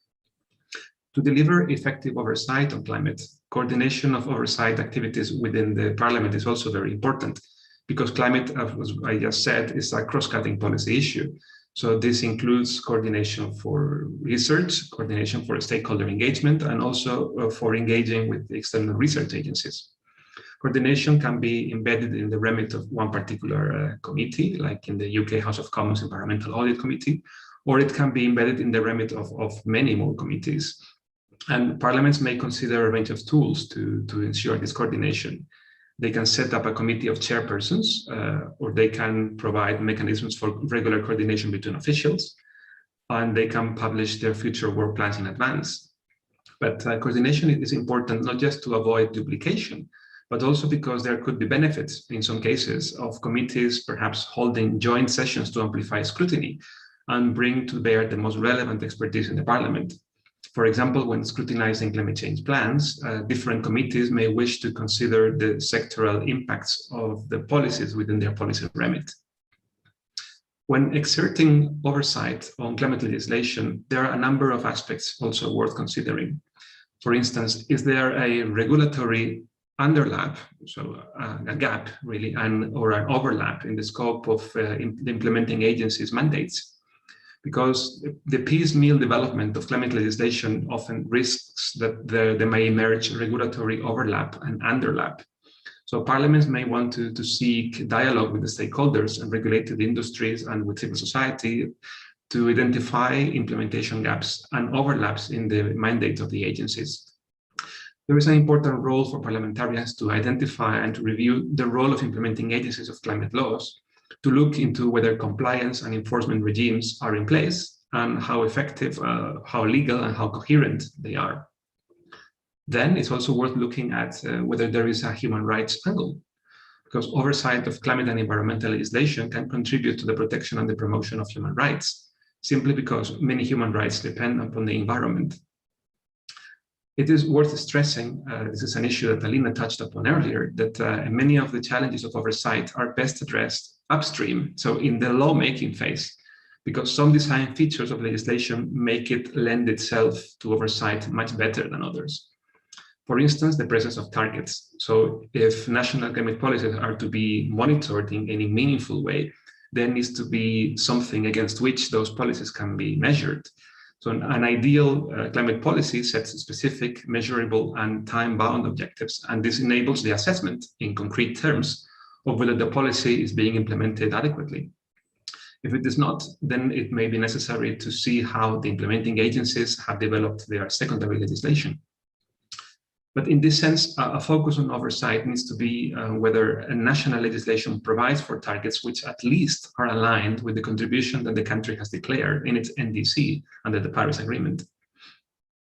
Also, it can be useful to have periodic carbon budgets, which define the quantity of greenhouse gas emissions over a period of time and which need to be fixed. So a national carbon budget is helpful for parliamentary scrutiny because it makes it easier to assess with precision whether a country is taking the necessary steps to achieve its climate targets. Another important aspect when it comes to the design of oversight-friendly legislation is that it is useful for climate change policies to mandate periodic reporting, which sets out in detail the extent to which the implementation of policy is following a course that is likely to achieve what is required. For example, the UK Climate Change Act requires that the Climate Change Committee produces an annual progress report in which it describes the extent to which the government is meeting its periodic mitigation targets. Adaptation progress is reported biannually. Anyway, but the important thing is that the reports are debated in Parliament and the government has a statutory obligation to respond. Then, in fact, having an independent monitoring institution that is free from short-term political pressures and empowered to oversee and monitor policy can also be very useful for parliaments to be able to exert oversight effectively.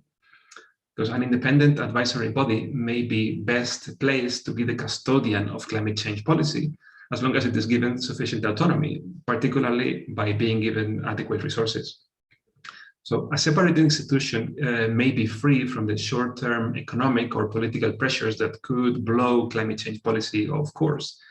And because of its limited remit, then it's safe in that the body may continue to focus on the issues within its mandate, rather than having to react to other urgent issues and reallocate the resources. I would like to finish with a couple of words on post-legislative scrutiny, called PLS, which is the practice used to monitor and evaluate the implementation of legislation, ensuring that laws are delivering the benefit in the way that it was originally intended when it was passed. PLS can be used to provide oversight on the implementation gap, that is, in the gap between the ambitions legislated for and what has actually been delivered. And it can also provide a window through which then legislative ambitions can be increased. PLS is a house specialty of Westminster Foundation for Democracy. We provide support for PLS on different topics to many parliaments around the world. And we have even developed a guide for PLS on climate and the environment legislation that we will be launching shortly. So please drop a line in the box if you are interested in receiving a copy. So in the run-up to COP26, we have also carried out some research on the engagement of parliaments in sub-Saharan Africa on climate in the context of the Paris Agreement, with the support of the Konrad Adenauer Stiftung. And the findings have been really interesting. Although the practices varied greatly from country to country, we were delighted to discover that, for instance, in Kenya, the Climate Change Committee participated in the formulation of the updated NDC, which, by the way, was submitted timely in December 2020. And that MPs have been tabling oral and written questions referring specifically to the Paris Agreement and the commitments made and the nationally determined contributions in most of the countries that we looked into. We also found that climate change committees had sought to pass additional legislation to go beyond the ambition of the government's NDC commitments in at least of the countries that we looked into, in Kenya and in Nigeria. So I found that overall this was an encouraging discovery. And we are also partnering with Parliamericas, developing a similar research on engagement in the Americas region to see what has been happening since 2015, how parliaments have been owning not just the domestic legislation, but also providing the monitoring, reporting, and verification of the overall Paris Agreement from their national perspective as it is required. So thank you very much for your attention. Thank you very much, Raphael, and we're very pleased to have you here, and we're very pleased to work with Westminster Foundation for Democracy on many topics at InterPares.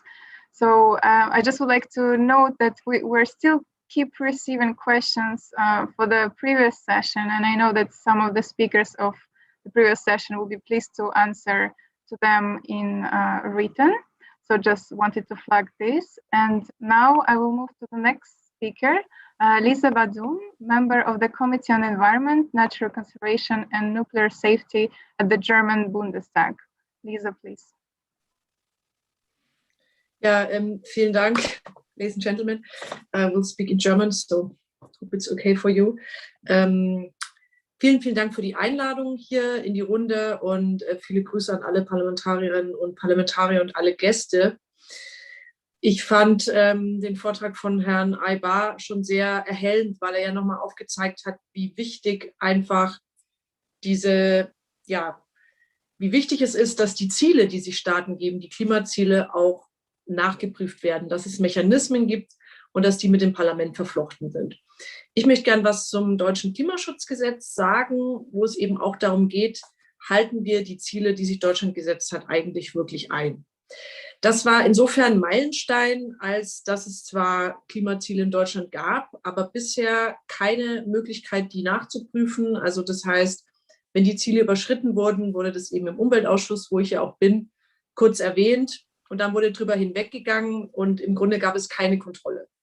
Und das Neue an dem Klimaschutzgesetz war eben, dass es jedem Ministerium, das heißt die eben auch CO2 ausstoßen, Verkehr, Landwirtschaft, Gebäude, Energie, die eigene Verantwortung gegeben haben für die Klimaziele und dass die Verantwortung weggenommen wurde vom Umweltministerium, was aktuell nicht besonders stark ist. Es hat kein sehr großes Budget und es hat wenig Möglichkeiten eigentlich auf CO2-Einsparung Einfluss zu nehmen. Und jetzt wurden die Ministerien in die Verantwortung genommen und im Klimaschutzgesetz ist vorgesehen, dass jedes Jahr, also wir haben jährliche Klimaschutzziele, die Ministerien eben Rechenschaft ablegen müssen und wenn sie die Ziele nicht erreichen, dann auch nachsteuern, also ein sogenanntes Sofortprogramm anbringen müssen. Zum Beispiel das Verkehrsministerium, wenn es die Ziele nicht erreicht hat, dann eben ein Tempolimit einführen muss, um möglichst schnell CO2 einzusparen oder den Straßenbau einzustellen oder was auch immer, was man sich als Sofortprogramm so denken kann. Grundsätzlich ist es gut, dass wir jetzt diesen Mechanismus haben. Als Grüne, also ich bin von der Grünen Partei, war uns von Anfang an die Rolle des Parlaments zu schwach ausgeprägt. Bei diesem Klimaschutzgesetz, Herr Aybar hat darauf hingewiesen, wie wichtig die Debatte im Parlament ist, dass sich auseinandergesetzt wird mit den Klimaschutzmaßnahmen. Das ist so im Klimaschutzgesetz nicht vorgesehen. Es gibt auch einen Expertenrat für Klimafragen, der die Bundesregierung sozusagen beurteilt, aber keine eigenen Vorschläge machen darf. Das ist sehr schwache Rolle im Moment. Und die Bürgerinnen und Bürger haben auch keine Rolle in dem Klimaschutzgesetz, also in der Ausarbeitung der Maßnahmen für die nächsten Jahre und Jahrzehnte. Es sind ja Bürgerinnenräte, sehr im Gespräch, also die zufällige Zusammensammlung von Bürgerinnen und Bürgern durch Los, die dann eben diskutieren. Sowas können wir uns auch sehr gut im Klimaschutzgesetz vorstellen und das war alles nicht gegeben. Und wir wissen auch noch nicht, was passiert eigentlich jetzt genau, wenn die Ministerien ihre Hausaufgaben nicht machen. Also wenn etwa das Verkehrsministerium keine Sofortmaßnahme vorlegt. Wir haben dieses Jahr das erste Mal den Fall, weil das Klimaschutzgesetz gibt es erst seit 2019, dass die Klimabilanz überprüft wurde und dass es angewandt wurde, also tatsächlich in der Praxis. Und es wurde eben herausgestellt, dass die Klimaziele erreicht wurden 2020, aber der Expertenrat hat ganz klar gesagt, dass es aufgrund Corona war. dass es Corona-Sondereffekte waren, weniger Güterverkehr, weniger Bewegung im Land und so weiter. Und deswegen wurden im Verkehr die Klimaziele erreicht, nicht, weil sich strukturell was gebessert hätte. Darauf hat die Bundesregierung eigentlich auch leider nicht reagiert. Das heißt, der erste Anwendungsfall des Klimaschutzgesetzes in diesem Jahr drohte schon, also eher zu einem Papiertiger zu werden, eher zu was Wirkungslosem. Und das war unsere Befürchtung als Grüne, dass wir dieses Klimaschutzgesetz, ich meine, wir haben den Gedanken der Regierung dabei unterstützt, einführen, aber wir nicht die Lenkungswirkung haben. Aber es hat sich etwas ganz Unerwartetes getan. Und das haben Sie wahrscheinlich vorher am Tag schon gehört. Wir hatten in Deutschland das Urteil des Bundesverfassungsgerichts zu Klimaschutz, was es noch nie gegeben hat, wo das Bundesverfassungsgericht eigentlich gesagt hat, dass dieses Klimaschutzgesetz, so wie es vorliegt, in Teilen verfassungswidrig ist, weil die Verfassung ein Grundrecht auf Klimaschutz vorsieht. Weil wir nicht das Recht haben, die Freiheit der zukünftigen Generationen und durch unser jetziges Nichthandeln aufs Spiel zu setzen. Wir haben nicht das Recht, jetzt das CO2-Budget vollkommen zu verbrauchen, sodass es zukünftige Generationen nicht mehr zur Verfügung steht. Und das war ein absoluter Paukenschlag. Und nachdem wir 3 Jahre lang wenig Bewegung im Klimaschutz gesehen haben von der Regierung, ist sie jetzt sehr schnell ins Handeln gekommen und diskutiert zur Stunde darüber, die Klimaziele im Klimaschutzgesetz anzuschärfen. Das hatte ich vorhin noch nicht gesagt. Die Klimaziele waren auch veraltet, waren vor Paris, vor der Vereinbarung auf unter 2, möglichst 1,5 Grad, will die Klimaziele anschärfen. Auch der Expertenrat für Klimafragen soll eine stärkere Rolle bekommen. Also wird jetzt eine Verbesserung geben. Und wir freuen uns natürlich darüber, auch wenn wir wissen, dass es sehr starken politischen Druck geschuldet ist, dass es dem Urteil des Gerichts geschuldet ist. Es ist keine politische Entscheidung gewesen, so zu handeln, und dass wir uns auch kurz vor dem Wahlkampf befinden. Das spielt alles mit rein. Aber im Grunde befürworten wir das und auch, ich denke, auch andere Parteien, dass wir das Klimaschutzgesetz jetzt wirklich zu einem effektiven Instrument machen, was es auch sein könnte. Denn wie Herr Aybar auch gesagt hat, die tollsten Ziele nützen uns nichts, wenn sie nicht kontrolliert werden. Durch Bundesregierung, durch Parlament. Und wir hoffen, dass durch diese Reform des Klimaschutzgesetzes, wir werden jetzt minus 65% bis 2030 CO2-Einsparziele dort drin haben, sich etwas bewegt. Was allerdings noch fehlt, und das ist jetzt nicht direkt eine Gesetzesfrage, sondern das ist eben auch eine politische, sind die Maßnahmen. Wie erreichen wir die Mehreinsparung an CO2? Wir können nicht nur die Ziele aufschreiben, sondern wir müssen das eben auch unterfüttern. Wir brauchen mehr Ausbau von erneuerbaren Energien. Das ist in Deutschland sehr in Stocken geraten. Gerade Windenergie wird nicht als beliebt gesehen, gerade von den regierenden Parteien. Wir brauchen einen höheren CO2-Preis. Wir wollen klimaschädliche Subventionen abbauen. Wir wollen einen Verbrenner aus 2030, einen Kohleausstieg 2030. Das müsste aus unserer Sicht alles mit einem höheren Klimaziel einhergehen. Und es betrifft ja auch viele hier. Alle Staaten müssen ihr Klimaziel anpassen, die in der EU sind, sowieso, weil die EU ihr Klimaziel angehoben hat. Deswegen ist es jetzt sollte eigentlich selbstverständlich sein, sagen wir so. Gut, ich komme zum Ende. Ich glaube, dass ein Klimaschutzgesetz ein wirkungsvolles Instrument sein kann, vor allem, weil jedes Ministerium seine eigene Verantwortung endlich wahrnehmen muss und dafür auch zur Rechenschaft gezogen werden muss. Aber dafür braucht es wirklich die richtigen Ziele, ambitionierte Klimaziele, die auf den 1,5-Grad-Pfad wirken. Alle Sektoren müssen mitgehen. Also es kann nicht nur die Energiewirtschaft alles erbringen, es muss auch Verkehr und Wärme müssen ihren Beitrag erbringen. Und die Bürgerinnen und Bürger müssen mit einbezogen werden und das Parlament. Und der Expertenrat für Klimafragen muss auch die Möglichkeit haben, Vorschläge zu machen und der Bundesregierung Maßnahmen ans Herz zu legen, die dringend nötig wären, um schnell CO2 einzusparen. Insofern, wenn wir alle diese Reformen hinkriegen, und das gilt sicher auch für andere Länder, dann ist ein Klimaschutzgesetz ein wirkungsvolles Instrument. Vielen Dank.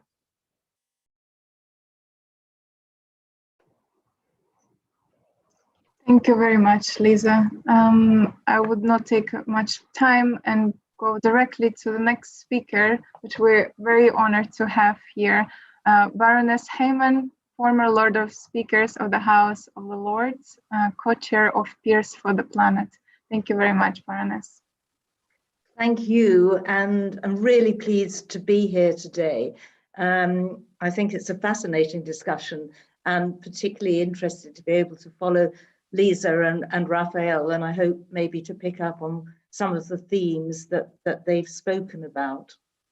Can I say at the beginning that I apologize that a lot of what I'm going to talk about is going to be focused on the work that we do in the House of Lords. And I recognize not every country has a second chamber, and nowhere has a second chamber quite like the House of Lords in terms of its composition and size and everything else. But I hope that some of the themes that we've taken up in the House of Lords and in the group that I helped to found and now co-chair called Peers for the Planet maybe have some resonance and strike some chords in action that could take place in other parliaments. If I start off with looking at the legislative framework, and very much what the session before was about, we do have a strong Climate Change Act. We've had it since 2008, and it sets up an independent body, the Climate Change Committee, to report regularly. The remit of that body is to advise government on what targets should be, carbon budgets, on how delivery is going, but it cannot compel governments to act. It advises government, but it reports to Parliament. And only Parliament can enact the legislation to embody the 5-year targets, for example, that they set. So Parliament is crucial to the scrutiny of government action and to the delivery on the advice and recommendations of the Climate Change Committee. So, of course, we have in the House of Commons, as Raphael mentioned, the Environmental Audit Committee and the, if you like, the normal structures that you would expect in a parliamentary democracy. In the House of Lords, we were faced with a slightly different challenge. We have within the House of Lords many very distinguished experts working in the field of climate change and the environment. Nick Stern, Lord Stern, Sir John Krebs, a huge number of people, whether they're engineers, climate scientists, who can contribute tremendously to this debate. But in a way, they were seen almost as advisors rather than parliamentarians holding government to account. There were another group of people, among whom I count myself, who were absolutely committed to the idea that there was an urgent need for action and for speeding up action on the responding to the threats of biodiversity loss and climate change, but were not experts in the field of how to do it. And came together, a group of us, to talk about how we could mobilize the expertise in the House of Lords and the political power in the House of Lords. And we came to the conclusion that the best way to do that was to do what the House of Lords is strongest on, which is cross-party working, and the fact that the government doesn't have a majority in the House of Lords. So we formed a group called Peers for the Planet. We raised some money from environmental charities, trust funds, to create a secretariat which is unique and special to the House of Lords and works to the members of our caucus. It isn't from an outside group. And what we've tried to do is bring the weight of 130 members who we now have from across all the parties, and we have a large number of independents in the House of Lords, to bring that group into action on a whole number of fronts. And some of them, as I say, have been discussed earlier. Partly, and some of our greatest successes have been on looking at where is the climate lens on legislation which is not overtly environmental. So I've been involved on both pensions and on financial services regulation to ensure that a climate change lens was put on that, and that we inserted amendments to make sure that financial institutions had to report on net zero and the effects of policies on our Paris objectives. What we've also tried to do is bring in another theme that we've heard before, those external actors, the pressure groups, the stakeholders, and provide for members of the House of Lords signposting to trusted sources of information. We've held meetings, we've increased the environmental literacy, if you like, of members of the House. And that in turn has meant that we've had a very large increase in the number of questions that are put to ministers, again, from all departments and on all subjects, about issues relating to climate change. And then we also saw that we needed more organized scrutiny. So we got together a campaign to create an Environment and Climate Change Committee specific to the House of Lords, different from that in the House of Commons. But again, that could take some of these cross-government issues and make sure that they were being addressed by individual ministers all the time. So I think that what we've done is create collaborative cross-party working by setting very high level aspirations for the group. You don't have to say you're committed to carbon capture and storage, or you're opposed to nuclear, or you have any specific solution to some of these problems. What you have to say is that you're committed to doing something about the crisis that faces us. And then different members contribute on different issues to which they are committed, and we come together in a cross-party way when we want to amend legislation or create the new committee or provide briefing sessions on legislation that's coming forward. We've got a big environment bill coming forward.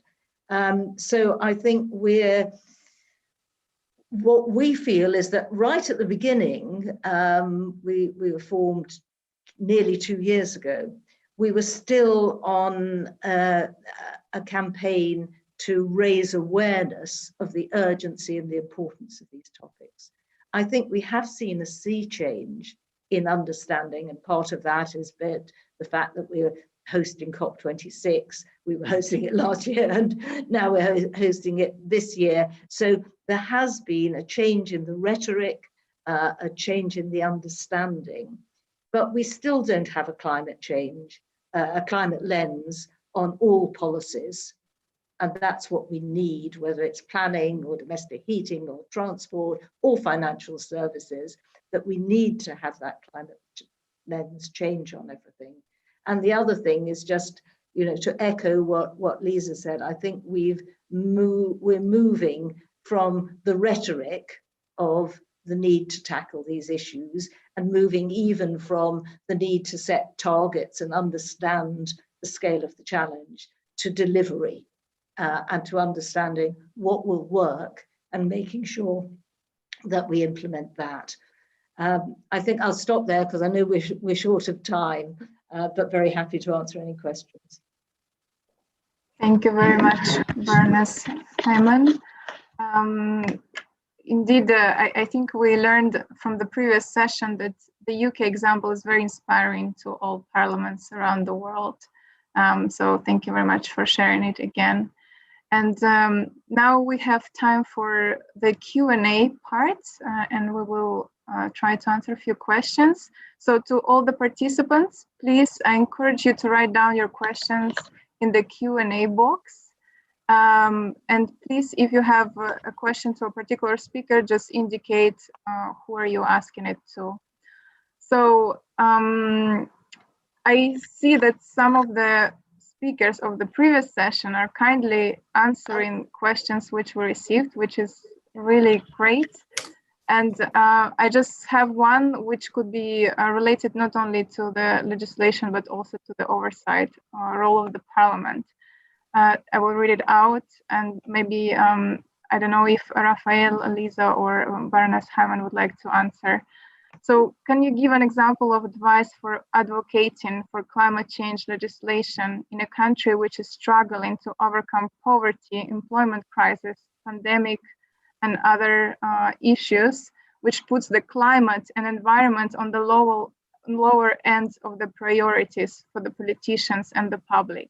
I think this is a very important question because lots of our participants today, and we receive more than 50 registrations, most of our participants are actually coming from outside of the EU. So this question is really relevant to them. I don't know if anyone would like to answer. Raphael, Lisa, Baroness? Raphael, would you like to answer? Well, my first inclination would be to defer to actual politicians, which I'm not. So if anyone else feels like picking it up, I think it would make sense, but I would be happy also to give some comments if that fails. That's a fair point. Baroness, please. Well, I'll say something, and it's a really difficult question to answer because it's a huge political and a moral dilemma. We've had for countries where they don't have the luxury of deciding amongst priorities from a strong base of services and standard of living. And I think that it's really, really difficult. And I wouldn't want to lecture any politician or citizen in those countries about how they should behave. But certainly when we've been debating priorities in the last year and in relation to COVID, one of the lines that our group says is that, you know, COVID is the crisis of our time, but climate is the crisis of our age. And we will not solve those health problems, the economic problems, all the challenges for countries that are struggling at the moment if, you know, they're a small island state whose very existence is challenged by climate change. And somehow, and only they can do it, the need to raise horizons and perspectives to the long term, which isn't very long in terms of climate change, as well as the very short term, is important. And I think it's very important for countries like the UK and the G7, G20 countries to understand the interconnectivity on climate as we've learned to understand the interconnectivity on COVID. And so it's tremendously important that that countries who can afford to are, I hate to say the word generous, understand their obligations to support other countries that need financial help in meeting the adaptation and mitigation challenges of climate. Thank you very much, Baroness Hyman. Lisa, I just wanted to ask if you would like to add anything. Also ja, für mich ist es auch schwierig, weil ich mich mit der Klimaschutzarchitektur in anderen Ländern nicht beschäftigt habe. Ich kann vielleicht nur eine Sache sagen, an der wir gearbeitet haben, und zwar am Thema Klimapartnerschaften. Also gerade mit Ländern des globalen Südens, die jetzt natürlich durch Covid eine stärkere Wirtschaftskrise durchlitten haben als auch die westlichen Länder. Diese Erholung der Wirtschaft einfach zu verbinden mit grünen Technologien, grünen Anreizen, das gilt natürlich auch für uns in Europa. Auch wir müssen aus der Wirtschaftskrise wieder rauskommen. Und für die grüne Transformation hier zusammenzuarbeiten, auf dem 1,5 Grad Pfad und auf Augenhöhe, das ist ein Konzept, was wir Grüne in die Klimaaußenpolitik einbringen wollen. Und das würde eben heißen, dass wir auch nicht einseitig in Europa immer diskutieren, zumindest in Deutschland wird es häufig von der Industrie so diskutiert, dass wir ja dann Wasserstoff aus aller Herren Länder importieren könnten nach Deutschland, ohne zu überlegen, wie ist die Energiesicherheit der Bevölkerung vor Ort gewährleistet. Die Energiearmut in den Ländern des globalen Südens muss ja bekämpft werden und das muss auf Augenhöhe geschehen. Das heißt, wir können nicht unsere Klimaneutralität auf Kosten von anderen Ländern erreichen oder auf deren Rücken. Also das ist das Einzige, was ich zu sagen kann, dass partnerschaftliches Verhältnis hier wichtig ist. Und das, finde ich, haben wir noch nicht so ganz erreicht in der internationalen Klimapolitik. Thank you very much, Lisa. I just received a message from my colleagues that I, by accident, said that we have more than 50 registrations when we have more than 500 registrations. Apologies for that. We're very pleased with this number. I just see another question in the Q&A box. So if we talk about fragile democracies or countries where we have the beginning of democratic democracy, how can these countries contribute to the elimination of social, cultural, or financial barriers and facilitate systematic analysis to implement adaptation measures for progressive awareness of the risks and consequences of climate change while in their decision-making process? Would like you, Baroness Hammond, to answer this one? Always very reluctant from a position of an unelected parliamentarian of lecturing other people about their democratic structures.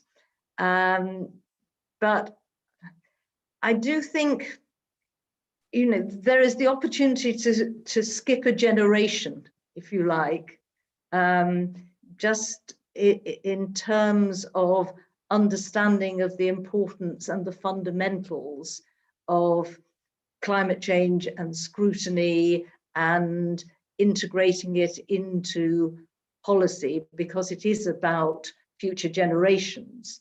There's the opportunity to do that if you're building your democracy, to bake it in with the structures in a way that countries with long histories are having to implement it and bring it in as an add-on.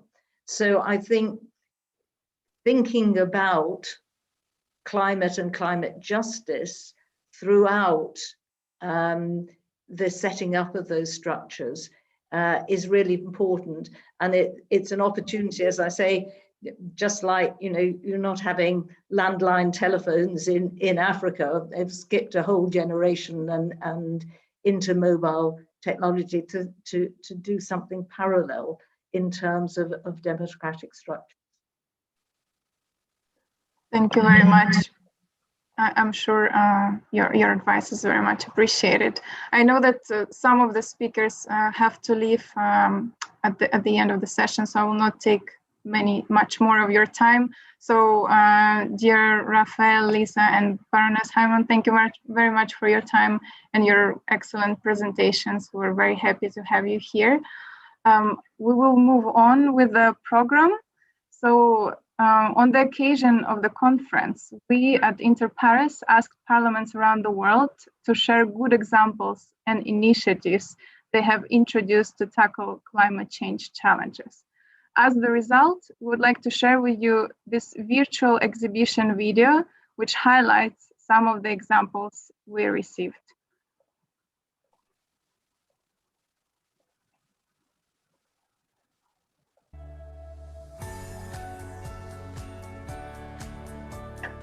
Parliaments all over the world are addressing climate change through legislation, government oversight, and allocating budget. But tackling climate change also starts by changing one's own practices. At Inter-Pares, the EU's global project to strengthen the capacity of parliaments, we've asked our partner parliaments all over the world to share the measures they've implemented to reduce their institutions' environmental impact. In Denmark, the parliament replaced all disposable cutlery and plates with reusable alternatives in its restaurant and canteens. While this means more time for collection and cleaning, it is 40,000 disposable plates and cups that won't be wasted every year. In Malaysia, when renewing the parliament building, everything was optimised. From smart lighting sensors and low-energy glass cladding to rainwater harvesting and solar panels. In Spain, the Congress of Deputies has reduced the use of paper and enforced mandatory social and environmental criteria for its contracting processes. In Trinidad and Tobago, they developed an online platform to access all parliamentary documents and move towards paperless lawmaking. In Finland, the Parliament building is now sourcing 100% of its electricity and 40% of its heat energy from renewables. It also set environmental requirements in its procurement processes, for example, making sure that packaging is minimised and transportation limited. In Portugal, the Parliament participates in the Earth Hour and has launched the Paper for Food initiative, donating used paper to a social partner that converts the donations into food supplies for families in need. In Poland, the Parliament added charging points for electric cars and hosts an apiary in its gardens. In Belgium, they're encouraging eco-friendly commuting, have insulated buildings, and have optimised their waste sorting system. In the Slovak Republic, they restored green areas and are renewing the old vehicle fleet to meet emission standards. In Hungary, they installed heat pumps using geothermal energy and natural gas burners with low emissions. To find out more about the measures these parliaments have developed, visit the Inter-Pares website. You will be able to access the online Agora platform with a dedicated course on tackling climate change at the Parliament level.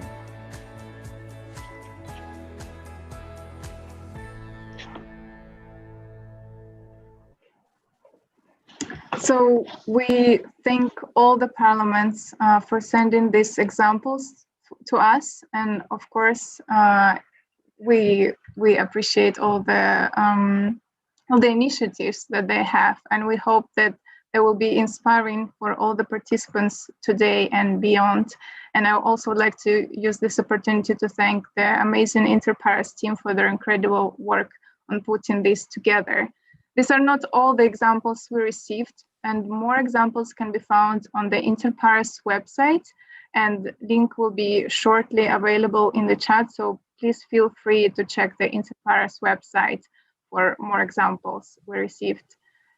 Also in the chat, you will find information on the Agora platform, which you're very welcome to access and check our e-learning course on climate change and environmental protection. So I would like to move to the next and the final session of today on climate and environmental budgeting, which will be led by Delane McCullough, Head of Climate Finance Accountability at International Budget Partnership. Delane, please, the floor is yours.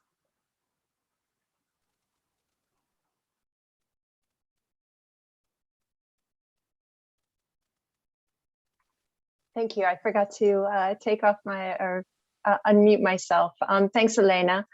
First, I just by way of background, the International Budget Partnership, or IBP, works with civil society organizations and with governments and with international institutions and oversight institutions like parliaments to promote transparent, inclusive and accountable public budgeting to ensure that governments raise and spend public money in ways that effectively fight poverty and promote equitable and sustainable development.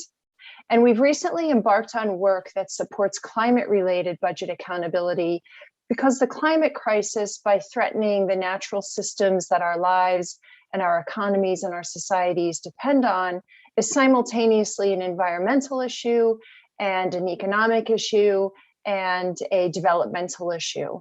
And also because of the dynamic relationship between poverty and inequality and the climate crisis, failing to address the causes and consequences of global warming and climate breakdown threatens to undermine the progress that we've made on these issues.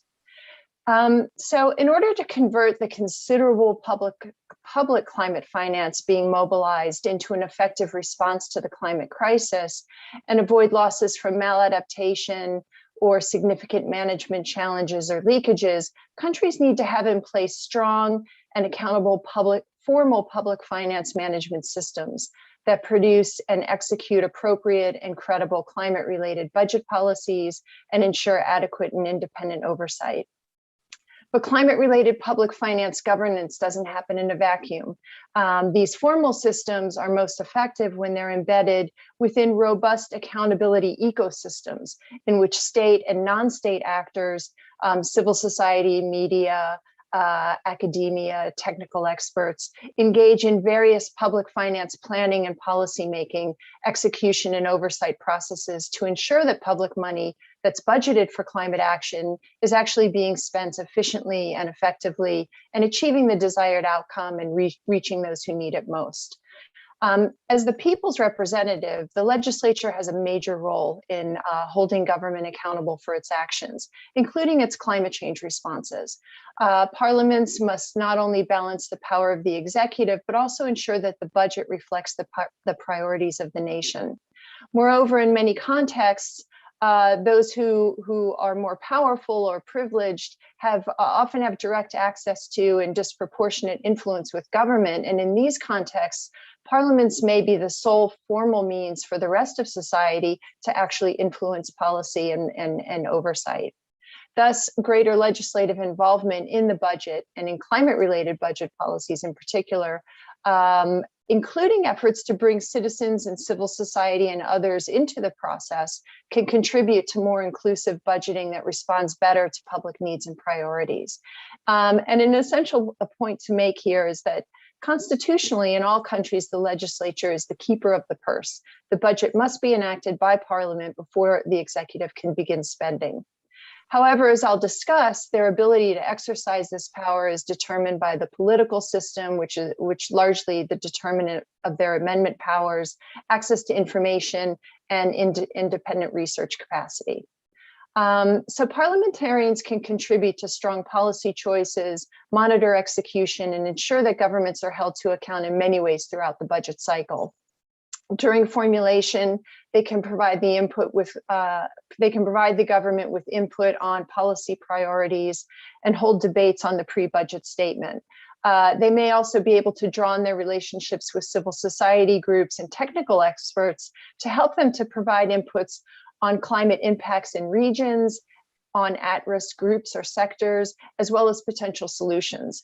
It's important to note that engagement in budget formulation is particularly important in countries where the legislature has limited authority or weak capacity for amending proposed budgets. The enactment stage is when the legislature should have the most influence over budget policies. Of course, this depends on its powers to amend the budget during the process, as well as on the strength of their policy and public accounts committees, which help them to make meaningful amendments. Legislatures can facilitate more direct input into the final budget choices through things like providing spaces like town hall meetings in their districts with their constituencies or open hearings on proposed budget policies. The legislative oversight function includes monitoring budget execution as well, and ensuring that actual expenditures reported in the various in-year, mid-year reports and year-end reports reflect the budget as passed and are made in an efficient and an effective manner to reach policy goals. In the final audit stage, the legislature must review the audit report and follow up with government on audit findings and recommendations. For the legislature to be able to close the accountability loop, there must be a legal framework in place to hold the executive accountable and to ensure proper execution of the budget in subsequent years. And in addition to having access to timely and comprehensive detailed climate-related budget information at all points in the budget process, parliamentarians also need access about climate impacts and potential solutions and the context in which those policies and programs will be implemented. Individual parliamentarians are asked to weigh in on an unbelievably broad range of issues, and it's unreasonable to expect them to have expertise on all of these. Internal research and analytical capacity through such institutions as legislative analyst offices or Senate offices of research that can provide analysis and guidance on policy options can be invaluable resources for parliamentarians. In addition, strong committees and parliamentary staff can also provide a lot of support to members. With longstanding committee and legislative staff, they often have deeper institutional and issue-related knowledge than the members they serve, but they're still not experts on all areas either, particularly new and complex areas like climate change and how governments are managing climate funds through the budget. So they'll need to identify sources of information that can help them pull together their briefing papers, talking points, and other resources to help their bosses weigh in on these issues when they need to. And those sources can be from civil society, academia, or other institutions that have relevant expertise. Finally, I'm probably running a little bit long, but I just want to address the accountability challenges from off-budget climate finance flows. So ideally, external donors to countries would channel their funds for climate action through the government's regular public finance management system, so as this can avoid duplication of efforts and to help ensure that the use of finance for climate action, all of the climate action in the country, aligns with the government's plans and capacities and priorities. Unfortunately, climate finance from external aid has often been project-based and given either directly to a department or an agency or a civil society or NGO partner, or can go outside the public finance system altogether in a designated special climate change fund. All of these approaches lead to climate change finances being managed separately from the regular budget and accountability processes. And this poses challenges for parliamentarians, other accountability actors, and governments themselves. So there's some things that parliamentarians can do in these situations. First, they can call on the Ministry of Finance and demand that information on all climate finance flows, including that which might be considered off budget, be made available to them at a timely way so they can actually use it to inform their decisions. If the government is not providing that information, there are sources where parliamentarians or their staff can actually try to find it. For instance, the Global Environmental Fund, the Green Climate Fund, UNDP, OECD, DAX database, and some other large international NGOs provide access to information on funds that are going into countries for large climate and mitigation projects. It's a lot of work, but if you need to get access, that's an option for parliamentarians. And in the case of special climate trust funds, which often have their own separate accountability procedures, it's within Parliament's rights to demand that they also receive those reports on how those entities are functioning as well, so that they're able to have a full picture of the entire range of global or climate finance resources that they have in the country to execute the government's plans. So I'll stop now, and I really look forward to the discussion and to what the other panelists are going to be speaking about. Thank you very much, Jelaine, and we also appreciate that you are joining us at a very early hour. I know that's quite early morning for you. Yes, that's okay. Thank you. It's a good thing to wake up to. So it's great. Thank you for your commitment. I would like to invite the next speaker, Bénédicte Perrol, member of the Committee of Finance at the French National Assembly. Bénédicte, please. Hi everyone. Bonjour à tous. Je suis très honorée de venir partager avec vous l'expérience française du budget vert, qui est un document budgétaire pour lequel nous nous sommes battus au Parlement français, en particulier le groupe parlementaire de la majorité présidentielle, pour évaluer l'ensemble du budget de l'État au regard de nos objectifs climatiques. Alors, j'aimerais revenir un petit peu sur l'histoire de la naissance de ce budget vert, qui, en fait, l'accélération s'est faite au moment notamment de la crise des Gilets jaunes, que vous avez peut-être suivi depuis l'étranger, qui fait suite en particulier, mais pas que, à la taxe carbone française, avec une trajectoire qui était en augmentation, en tout cas très forte, qui était en phase avec les objectifs climatiques qu'on s'était fixés, mais qui était insupportable pour certains Français. Et une des demandes des Gilets jaunes au moment de ces manifestations, et en particulier celles qu'ils ont formulées quand moi je les ai reçues à ma permanence dans l'Allier, c'était de dire, mais en fait, on paye des impôts et on paye une fiscalité environnementale, mais on ne sait pas ce qui va dans le budget de l'État à la transition écologique.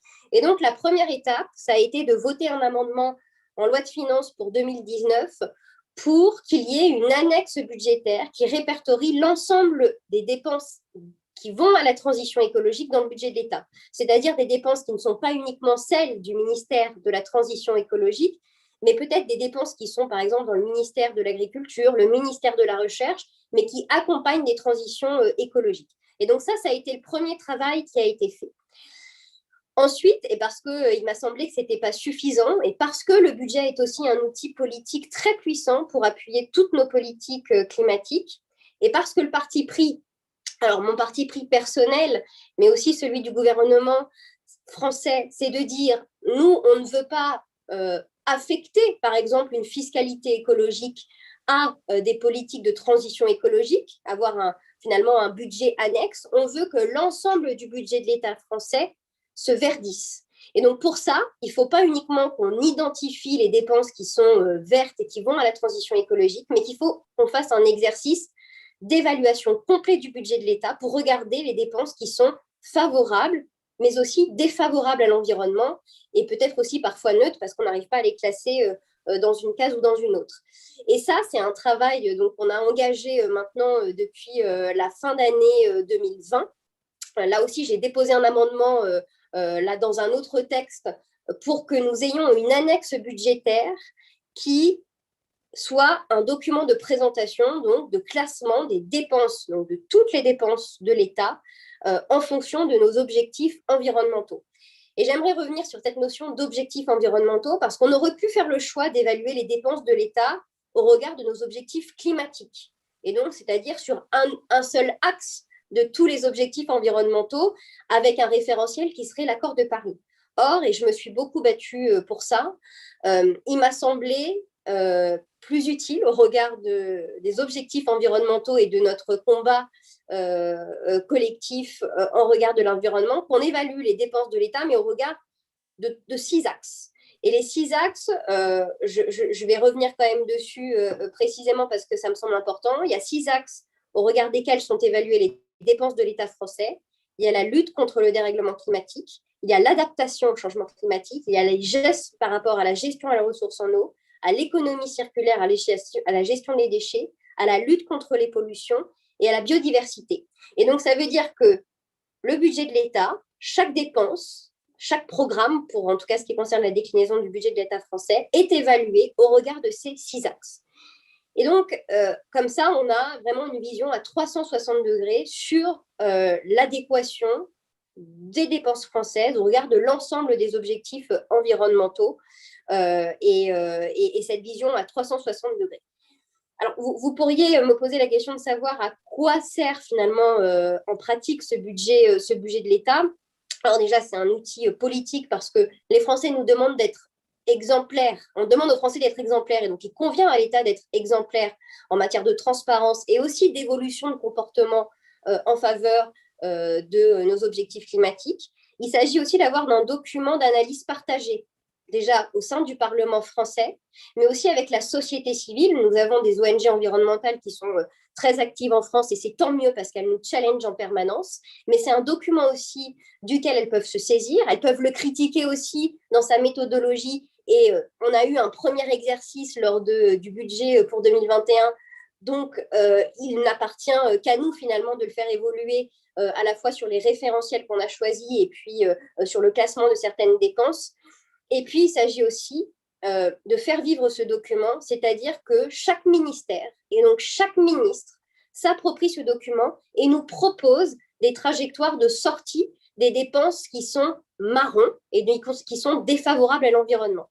Ça, c'est vraiment l'objectif finalement majeur de court terme, mais de moyen terme également, et qu'il s'agit vraiment, là pour le coup, d'un engagement politique et d'une appropriation politique par nos différents ministres. Et enfin, peut-être revenir sur les limites de l'exercice, en tout cas les questions que ça pose aujourd'hui et qu'on pose en tant que parlementaire à la Commission des finances.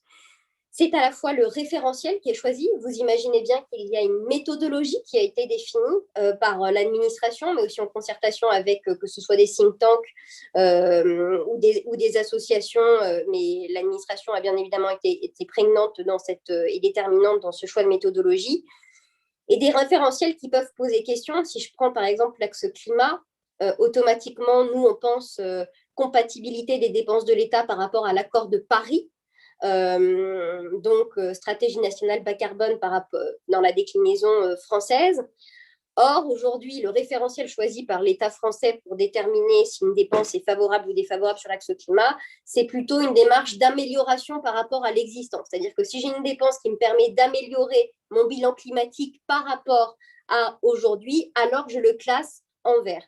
Or, nous, on pense que c'est un objet qui doit nous permettre d'atteindre nos objectifs climatiques. Et donc, le référentiel, par exemple, sur le climat, c'est bien nos objectifs qui sont fixés dans l'accord de Paris et déclinés en France dans la stratégie nationale bas carbone.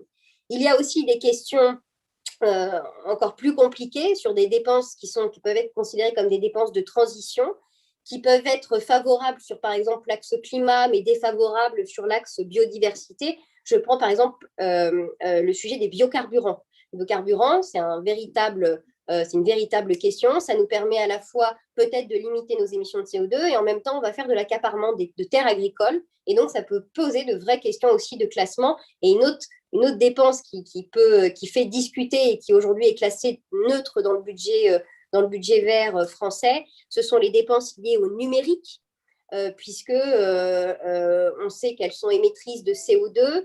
Mais on cherche encore la bonne méthodologie, là aussi, pour classer correctement ces dépenses d'accompagnement, par exemple, à relocaliser des data centers en France. On a des dépenses fiscales qui sont dans le budget de l'État et qui correspondent à ce type de politique publique. Donc, on a encore beaucoup de questions en termes de méthodologie qui se posent pour classer telle ou telle dépense.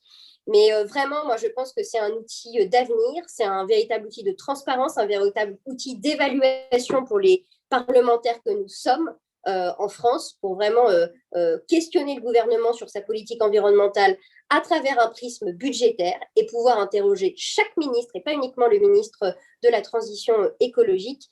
Et par ailleurs, il y a un énorme travail qui est fait aussi par les collectivités territoriales qui sont en train de se saisir de ce sujet, que ce soit les régions, les départements ou encore les intercommunalités. Et ça, c'est une excellente chose.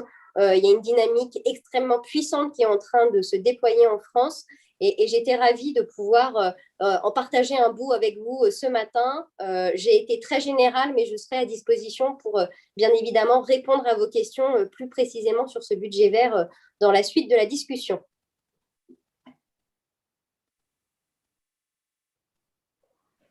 Thank you very much, Benedict. I think the example of France is very interesting indeed and very insightful. I would like to invite the final speaker of this session, Asad Makin, Public Finance and Governance Specialist at UNDP. Asad, please. Thank you very much. So I have a brief presentation, so let me share my slides.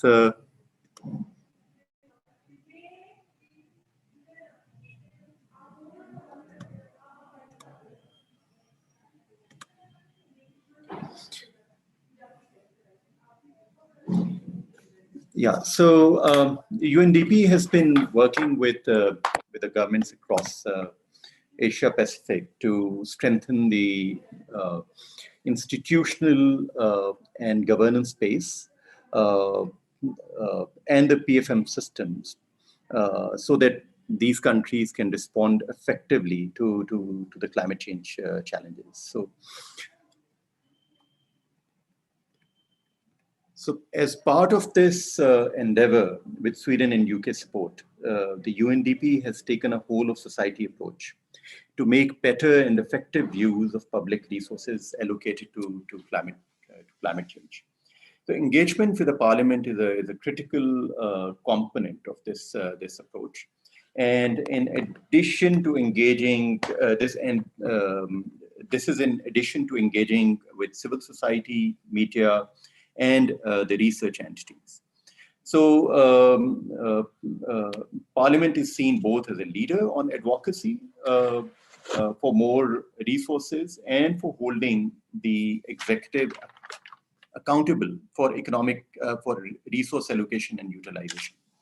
So here you would see that the role of the Parliament is really critical. So whether it's the development of integrated national financing framework or inclusion of climate change in the medium-term fiscal framework, Parliament can play a very effective role in ensuring that climate change is a component of the macro fiscal framework. And this, of course, becomes all the more important when Parliament has to approve the budget and can actually see that whether the climate change is included or has been taken care of in the budget or not. And then secondly, once the budget has been approved, then the information being churned out of the budget, climate budget coding, or the expenditure reporting that is being done on climate change. So holding the executive accountable for the way the resources have been used by the different sector ministries, and whether the desired objectives have been achieved or not. So, so this was basically just to explain that the role of the Parliament is part of the whole exercise to include climate change in the governance and institutional framework. But nevertheless, it remains very, very critical. So how did we do it? The approach that we took was to involve the Parliament in developing and shaping our offer, so that this is not something which they do not need. And we saw that the role of the Speaker and the President of the Assembly was really critical. And in some of the countries like Pakistan, for instance, where the Provincial Assembly Speaker was involved right through the process. And but while the role of the Speaker was important, for more detailed support, either the existing standing committees or the finance or climate change committees were involved in defining the methodology and tools that should be deployed to strengthen the capacity, whether to come up with the knowledge products, whether to have orientation sessions. So, but if the standing committees did not exist, a cohort was discussed and formed to ensure that there was this effective communication for ensuring an effective capacity building mechanism. Finally, the Assembly Secretariat was also involved, and this was done to ensure that they are part of the exercise and also that it could be useful for institutionalization of the capacity building exercise. So let me provide you with a few examples. So Nepal develop partnership with the federal parliament through engaging with the finance and environment committees. So a handbook was developed after testing it at the provincial assembly and the federal assembly level, and this provided the basics on climate change, because at times some of the members would not may not have the requisite information on the current practices around climate change, the international agreements and covenants. And then it went on to provide with the tools that can be used by the parliamentarians for budget scrutiny, and also the guidebook provided with the sources that the parliamentarians can actually access to stay updated and for scrutinizing the budget with a climate change lens. Pakistan provides an example of the support at the subnational level, where the provincial assembly of one of the provinces actually developed a handbook. So the orientation sessions were held for the entire assembly initially. Later, a cohort was formed, which was particularly well represented by women parliamentarians. And mind you that this was one of the slightly backward provinces. So their representation was really considered to be very strategic. So public finance and climate change experts held sessions with the cohort, which both help in strengthening the capacity of the parliamentarians and also to inform development of the guidebook. This also created a ripple effect for having a similar exercise at the federal level, where the guidebook is now at an advanced stage. Just to mention, and referring to an earlier video, so the assembly in National Assembly in Pakistan has entirely switched on to solar panels. Bangladesh is also in the process of developing a guidebook for the parliamentarians, and the Climate Change Committee has been in the loop. Cambodia provides a good example of how the civil society interventions can be capitalized on. So local CSO developed the citizen budget, which was then presented to parliamentarians, laying down the foundation for parliamentary engagement.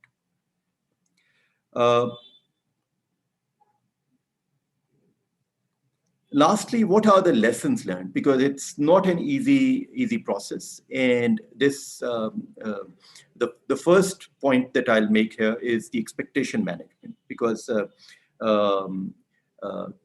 any public finance reforms, and particularly climate finance reforms, it takes time to sink in, not only in the case of the parliament, but also in the case of how it is included into the systems and the processes by the executive.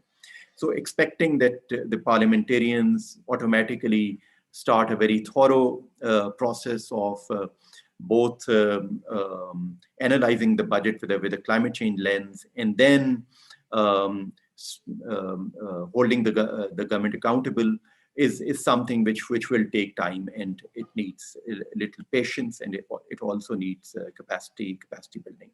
I think one of the earlier presenters also referred to the responses by the executive. So again, I mean, both the guidance notes and the capacity development sessions, and I mean, otherwise, the informed parliamentarians should focus on targeted questions, so that the executive comes up with very clear responses. Delane earlier mentioned about building on the research, and that's a very important point. So how can parliamentarians make effective use of the work that other stakeholders have done? So, for instance, there are researches which are conducted by different think tanks.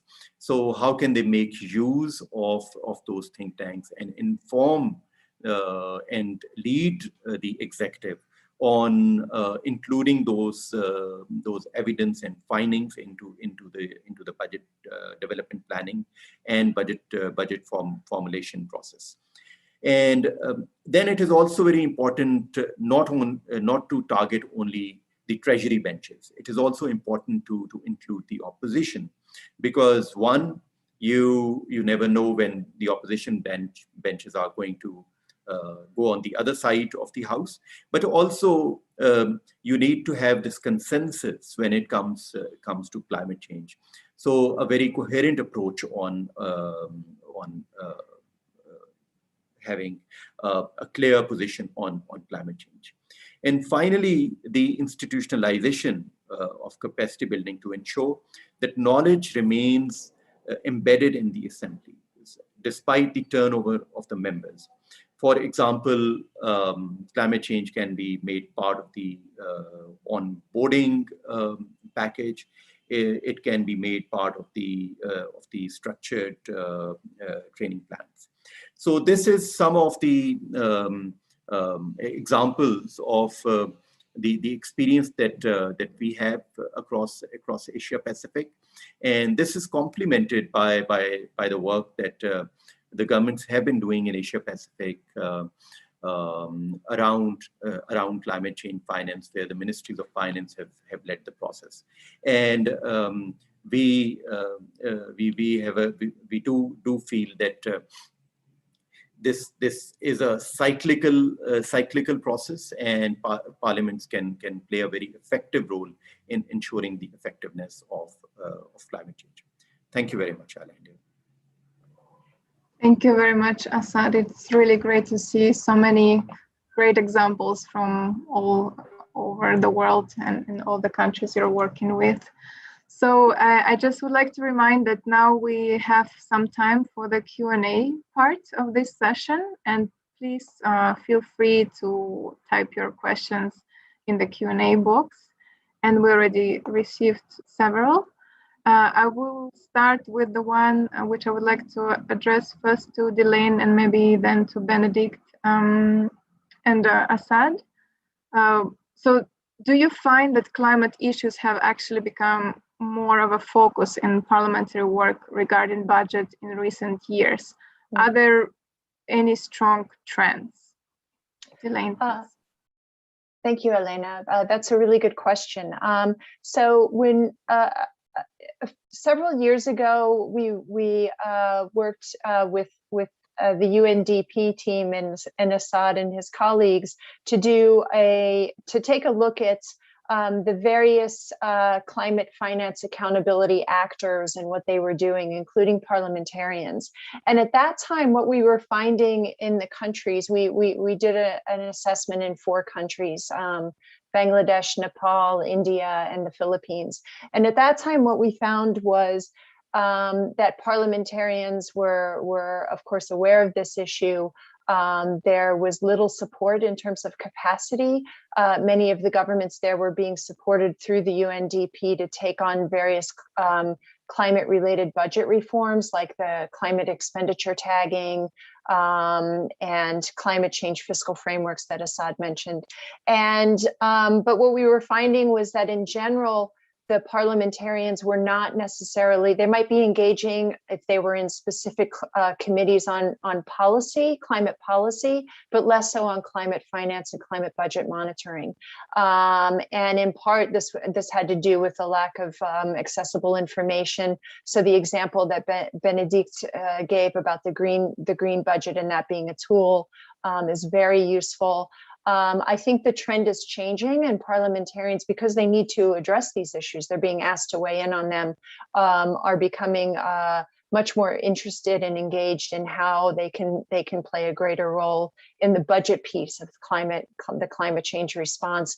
And organizations like Inter Pares that provide sort of support to parliamentarians are really important, because what we often find in many countries is parliaments are left out. when institutions that provide support to governments and other actors in civil society to provide capacity for these issues, often parliaments are not included in that. And that's a call I would put out to all international organizations and institutions that support actors, various stakeholders, that they pay more attention to parliaments, because they play such a critical role. So I'll leave that and hand over to the others. Thank you, Delaine, and for your kind words as well. Benedict? Yes, je n'étais pas là il y a encore 4 ans, donc je ne peux pas parler pour ce qui se passait dans le passé, mais je peux témoigner d'une expérience, en tout cas encore présente en tant que commissaire aux finances à l'Assemblée nationale. C'est très difficile de parler des sujets environnementaux à la commission des finances et que ça intéresse les commissaires aux finances. Moi, j'ai parfois l'impression d'être un peu seule à porter ces sujets au sein de la commission des finances, là où c'est beaucoup plus naturel pour la commission qui s'appelle Commission Développement Durable et Aménagement du Territoire.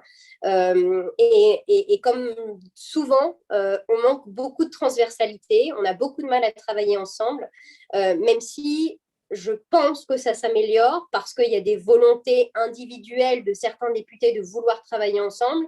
Moi, j'ai essayé de faire en sorte, par exemple, sur les sujets de fiscalité environnementale, à ce qu'on puisse faire des commissions communes entre la Commission Développement Durable et la Commission des Finances, que dans les débats budgétaires, on puisse avoir une implication des commissaires développement durable au sein de la Commission des Finances. Donc, c'est vraiment ensemble, en fait, et en travaillant en transversalité, qu'on arrivera à faire que la Commission des Finances et la Commission développement durable puissent travailler ensemble, voire les autres commissions. Moi, mon implication aujourd'hui dans l'appropriation du budget vert, par exemple, c'est que toutes les commissions, parce que quand on discute du budget, on a des rapporteurs pour avis sur, par exemple, à la Commission des Affaires étrangères, à la Commission Défense. À la défense, il y a forcément des sujets très importants parce qu'il y a beaucoup de capital, des investissements dans des avions, dans des bateaux qui sont forcément des gros pollueurs. Donc, il est nécessaire en fait que, et c'est encore une fois derrière le budget vert, il y a l'outil, mais il y a en fait tout le chemin pour aller vers cet outil et tout ce chemin d'appropriation qui permettra individuellement à chacun de se saisir de ces questions-là. Donc, moi, je pense encore une fois, et je le redis, il y a une vraie dynamique positive, à la fois au sein des parlements. Et si je peux donner un conseil à mes collègues parlementaires aussi, alors à prendre avec précaution en fonction de, bien évidemment, dans quel pays on se trouve, mais moi, j'ai réussi cet exercice, alors parce que j'avais un soutien politique du gouvernement, mais aussi parce que j'ai travaillé main dans la main avec l'administration, et en particulier la direction du budget, ce qu'on appelle Bercy en France, mais qui a fait un travail exceptionnel avec des agents et des fonctionnaires. Et ils me l'ont dit, et c'est franchement, moi, je partirais de là en me disant, j'ai au moins réussi ça, mais avec des fonctionnaires qui m'ont dit, mais vous savez, Madame la députée, on a trouvé du sens à ce qu'on faisait. On a retrouvé du sens derrière les chiffres budgétaires, finalement. On y a mis des politiques publiques très, très fortes. Et ça, c'est vraiment exceptionnel parce que, comme l'a dit Delaine, c'est des sujets éminemment complexes, c'est des sujets éminemment scientifiques et économiques. Et on a besoin de cerveau, on a besoin de compétences, et on a besoin de compétences diverses sur ces sujets-là pour pouvoir réussir. Et c'est mobiliser tous ensemble et les différentes compétences qu'on y arrive véritablement et qu'on y arrivera. Thank you very much, Benedict. Assad, so do you have anything to add? In your opinion, are there any strong trends when parliamentary work is focusing on the budget and related to climate issues? Yeah, I'll just pick on the last point that Benedict made, and that this is not an easy or simple analysis. It's a very complex analysis, and it's a complex issue when it comes to climate change, and it becomes more so when you start talking about climate finance. One of the limitations that the parliaments had in the past, and which many parliaments still face, is the lack of information and evidence. And so, for instance, I mean, when we talk about the expenditure information, or I mean, if they want to look at climate change budget, So that information was not available. So we do see that now the parliaments are taking more interest. So some of the countries in Southeast Asia also are now stepping up. We have seen that the number of questions, in which Delane also mentioned, that the number of questions that have been asked on climate change and climate change finance has increased over the period of time, which I mean does speak of the increased interest of the parliamentarians. I'll stop. Thank you very much, and thank you to all the participants for sending us very interesting questions. I picked up one which sounds like this. What's the possibility of raising public-private partnership funding for climate action? Delane or Benedict? Peut-être je peux répondre sur ce qui se passe par exemple en France. Si j'ai bien compris la question, c'est de pouvoir mobiliser des fonds privés et publics pour porter des politiques de transition écologique. On a plusieurs politiques publiques en France qui visent à faire ce qu'on appelle des effets leviers, c'est-à-dire que l'État met 1 milliard d'euros et l'idée c'est que ça puisse faire venir de l'argent privé en double ou en triple, et alors dans ce cas-là, ça devient une politique publique qui est très intéressante parce que l'État entraîne. Et par exemple, sur les sujets de rénovation énergétique des bâtiments, qui sont une politique publique très puissante, à mon avis, dans de nombreux États et qui participent et qui sont des politiques publiques importantes à mener pour limiter nos émissions de gaz à effet de serre, on voit bien qu'il y a des politiques d'entraînement. Si j'aide les concitoyens français, par exemple, à rénover leurs bâtiments pour partie à travers des primes, on sait qu'eux vont peut-être terminer le chemin en ajoutant de l'argent privé, là d'un point de vue individu privé. Et sur la partie entreprise, on voit par exemple qu'en France, on est en train de développer ce qu'on appelle un plan hydrogène. Pareil, l'État lance une dynamique et il le fait avec des partenaires privés parce que l'État y est allé et qui vient compenser finalement une partie de la prise de risque. Et cette notion-là de compenser la prise de risque est aujourd'hui à la fois compliquée à évaluer en termes de montant à mettre sur la table pour engager finalement à ce que les acteurs privés viennent mener ces politiques publiques-là. Je pense que d'un point de vue international, on a de gros progrès à faire justement pour évaluer cette prise de risque.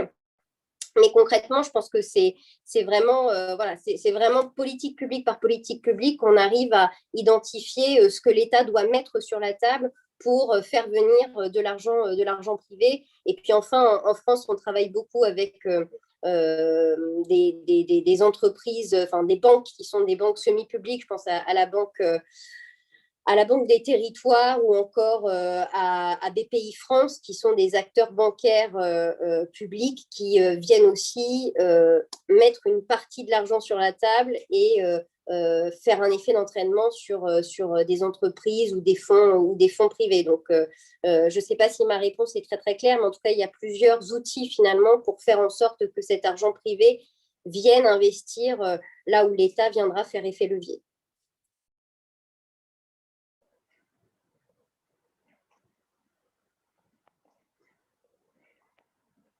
Thank you so much, Benedict. I think it was very clear. Delane, would you like to add anything? Thanks. No, that's an area that I don't have much knowledge about. Thanks. All right. Thank you very much. I have one question regarding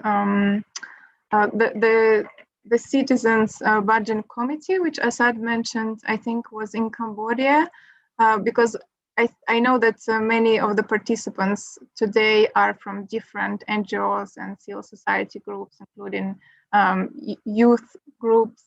So how would you, like in very simple words, how would you advise them to work with the parliaments on the budget related to the climate change issues? Maybe you have some great examples from your experience. Delane, would you like to answer this one? Sure. Yeah. So civil society and parliaments, that's a great relationship. I mean, it's it can support better policy choices. Civil society organizations, and especially ones that are based outside of the capital city or have relationships with community-based organizations, they can provide lots of information to parliamentarians and governments on what the big issues are, who's being impacted by climate change, weather hazards, which sectors, how to bring women into the process. They often have connections with communities and with groups that have traditionally or long suffered marginalization from these types of formal policy processes. And so they can work with parliamentarians to bring them in to the dialogue. They can also do a lot in terms of monitoring expenditure on the ground and budget execution and feeding that information back in. And so there's a lot of different areas, and we have examples, not necessarily, well, we're beginning to have examples from the climate space. This is a relatively new area for IBP as well, but we have lots of examples of where civil society organizations, for instance, in Brazil, have worked with different committees in the parliament or there in the assembly to work around tax and other revenue issues, and to make sure that healthcare systems are financed. So there's a lot of potential, and it's actually a really important role that Parliament can play by bringing those different voices in. They often have much more direct contact and much more spaces where they can bring them in. Often at the executive level, the spaces are quite formal and technical and internal. We would argue that they can be brought in there as well, but in Parliament, it's a much more natural and easier effort. So, hope that answers. Thank you so much, Delane. Asad, if you have any other further examples, or if Benedict would like to share. Yeah, so Delane has already dwelled on this, the importance of this civil society, and there are countries also like Nepal, for instance, where the citizen budgets have been developed, which is sort of, which triggers the debate on climate change issues, and the voice does also get raised to the parliamentary level. I would in fact expand the argument and also include media into the argument, because I mean, at the end of the day, we are talking about the political economy, and it is very important that media keeps raising and is informed on not only on the climate change issues, but the way the governments and the private sector is making investments in climate change. And this holds true both at the national level and, in fact, I would say that even at the constituency level. Because at the constituency level, at times, the public is not able to articulate what are the solutions to climate change. And the local press, if it raises those issues, it will be easier for the respective parliamentarian to catch the issue and bring it to the parliament. So while it has a policy level voice and policy level implications, the process can start as low as the constituency level. Thank you. Thank you very much, Assad. Benedict, please. En fait, on pourrait penser que c'est une question simple, alors que c'est une question très compliquée, parce que l'engagement des citoyens, oui, on en a plein la bouche de la participation citoyenne, et on voit bien qu'en fait, c'est quand même assez globalement un échec, parce que les citoyens n'ont pas l'impression d'être impliqués à la fois dans les décisions prises, mais aussi dans les documents, dans les informations qu'on leur donne. Et moi, j'ai encore pas de réponse. J'ai testé des choses en tant que parlementaire, mais j'ai pas trouvé encore la bonne piste pour dialoguer avec ces citoyens, faire en sorte qu'ils s'approprient les outils, qu'ils puissent participer en tant que connaissant ces sujets. Et du coup, c'est une vraie question qui demeure pour moi la question majeure d'ailleurs pour les politiques de manière générale, pour retrouver ce lien et ce que veulent vraiment les citoyens.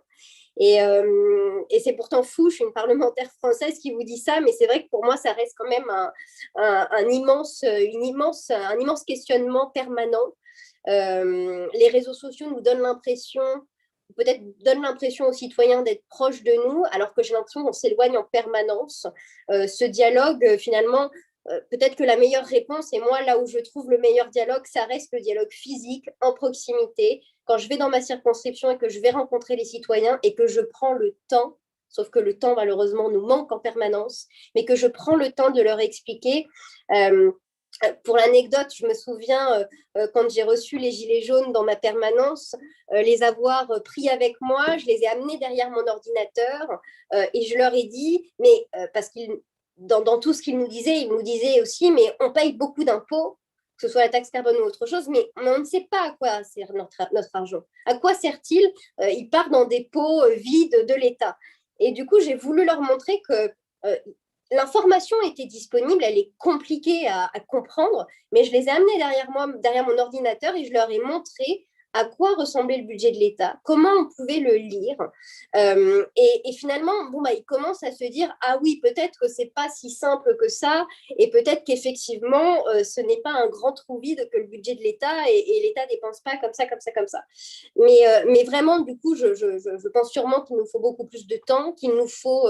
et c'est un politique très important français, Michel Rocard, qui disait qu'il fallait prendre les réformes les unes après les autres. Et je crois qu'effectivement, pour faire passer des messages, pour par exemple la taxe carbone, Assad a parlé des médias, moi j'ai pris le temps avec certains journalistes de leur expliquer vraiment quel était le mécanisme technique fiscal de la contribution climat-énergie. Parce qu'en fait, on écoutait tout et n'importe quoi.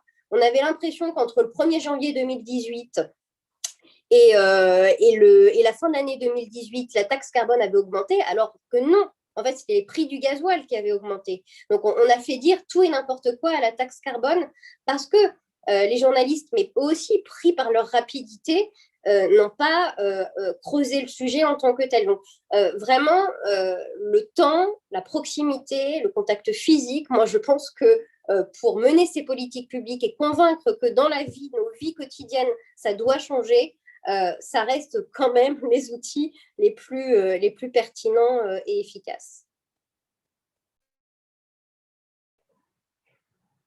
Thank you very much, Benedict. I see that Delane wanted to add something.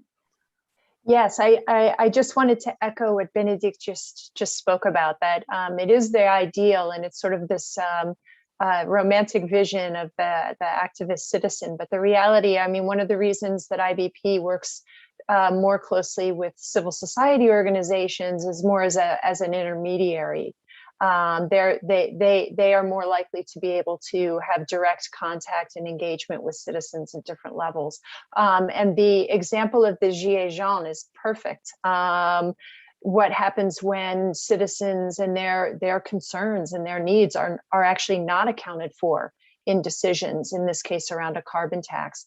There was an example, after this happened, I did a blog post on this, and there was an example of a similar carbon tax that was going to be designed in Canada. And different civil society groups actually came up with a way to design a carbon tax at the provincial level that would provide incentives to use less fuel, but would be revenue neutral and wouldn't create the same sort of burden on those who are already struggling in terms of just daily expenses. And so that's sort of a counterexample to what happened in France, where on the heels of another large tax or a tax, I think there might have been, I might get this wrong, but I think there might have been a tax break given to others who maybe were higher income. When the carbon tax came out, it triggered an incredible reaction. And so while it's very challenging, it is very important to have that engagement. It's a hard nut to crack. I mean, access to information is critical. The work that Asad talked about around citizens budget, citizens climate budget to make information available. That's certainly a step. But it's a very complicated thing, and it often is more it often happens more at the subnational level than at the national level. So parliamentarians often, as Benedict mentioned, through their district offices or their constituency offices. So that's all I wanted to say. Thank you so much. Delaine, thank you, Benedict, thank you, Asad. I think it was an excellent session, and we're running a bit late, but I see that we still have a lot of participants online. So I would like to move to the conclusions of the day, which will be presented by Ores Tinkinen, former member of the Finnish Parliament and Inter-Pares climate consultant. Ores, please. Well, thank you, Elena, and thank you very much to all of our great speakers today. What we are trying to do with this conference is to really collect and share effective, innovative, and hopefully even some inspiring practices to empower parliaments to tackle the climate crisis. And the learnings we have heard today and the learnings we will get tomorrow will be collected and developed into a toolkit that will hopefully be a very practical help to all the parliamentarians wanting to take more climate action. We have had a very rich exchange today, and it's my privilege and also a bit of an intimidating challenge to try to come up with some conclusions. But let me briefly try to share what I thought were some of the kind of cross-cutting key issues and perspectives emerging from the various presentations and sessions today. I would like to start with the urgency. We have heard that humanity is facing really a climate crisis and a climate emergency. Climate disruption is an existential threat to humanity, as many speakers have said today, and young people are very understandably scared for their future. But we are also facing many other crises at the same time. The climate crisis, the global pandemic, existing social injustices, they all intersect and they amplify each other. So while we all suffer from these crises, we don't all suffer equally, and it is often the already vulnerable people who have to pay the highest price. So the net zero transition that we have inevitably ahead of us, it has to be as fair as it has to be quick. And we need to address multiple crises at once. Action really can't wait. The time for action is now. We heard that there is a huge gap between current policies and emission pathways that would be compatible with meeting the targets set in the Paris Agreement. And to limit global heating to just 1.5 degrees, global emissions will basically have to fall every single year by as much as they did last year during the lockdowns. But we really can't reach the possible if we don't reach out for the impossible. So we have to really try our best. And parliaments really have a crucial role to play in all of this. I was very much inspired by the fact that when the young climate activists decided where to march, they decided to go to the local parliament. And that is really a testament to the power of the parliament. Parliaments have the key tools at their disposal, including the ones we have been discussing today: legislation, government oversight, budgeting. So parliamentarians must really rally around strong action now. But we need to involve everyone, including in the parliament. It has to include the opposition and all committees, not just the ones who are already excited and inspired by climate action. We need to involve independent advisors and experts. And of course, we need to involve the citizens, including the ones who are struggling and who may be a bit hesitant or skeptical about climate action. Luckily, we have heard a lot of good examples from various parliaments we can learn from. And many countries are really happy to share their experiences so that we others can then build our own tools based on those experiences. Some of the examples we heard today included the framework climate laws that have been established in various countries, including the UK and Denmark, independent advisory bodies, such as the one that is being developed in Portugal right now, dedicated parliamentary climate committees, like in Kenya, the Green Budget in France, guidebooks for parliamentarians in several South Asian countries. There is the cross-party working group in the UK House of Lords, representative citizen councils like the one in France. We will actually hear more about this example tomorrow. And not to forget all the practical steps that parliaments are already taking to reduce their very own emissions, featured in the video we saw. So parliamentarians really have tools available to take climate action today. I would like to leave you with one question in the end that has been raised multiple times during the discussion today, which is how to strengthen parliamentary climate action specifically in the global south and in fragile democracies that don't have the capacities that many countries in the north have. We did hear some ideas already today, but I think this issue needs some more thought, and perhaps we can come back to it also in the discussions tomorrow. As all of our thoughts today have been with His Excellency Mohamed Nasheed, let me finish with a quote from him, which I think is still very much relevant today. There are those who tell us that solving climate change is impossible. There are those who tell us taking radical action is too difficult. There are those who tell us to give up hope. Well, I'm here to tell you that we refuse to give up hope. We refuse to be quiet. We refuse to believe that a better world isn't possible. So with those words, thank you again for the highly interesting and relevant discussions today. And back to Elena. Thank you so much, Oris. I think these were excellent concluding remarks. And I thank all the participants for being with us so long today for more than 3 hours. I just would like to remind you that all the relevant information on the conference is available on our website, including the YouTube link to the recording of the conference, the virtual exhibition video, Parliament's good environmental practices, and full program of day 2. And just not to take your time any longer, thank you for joining us today, and we see you tomorrow at 2 p.m. Brussels time. And do not hesitate to contact us if you have any questions or comments. Visit our website and visit the Agora website. Thank you so much and have a lovely day, evening. Bye-bye.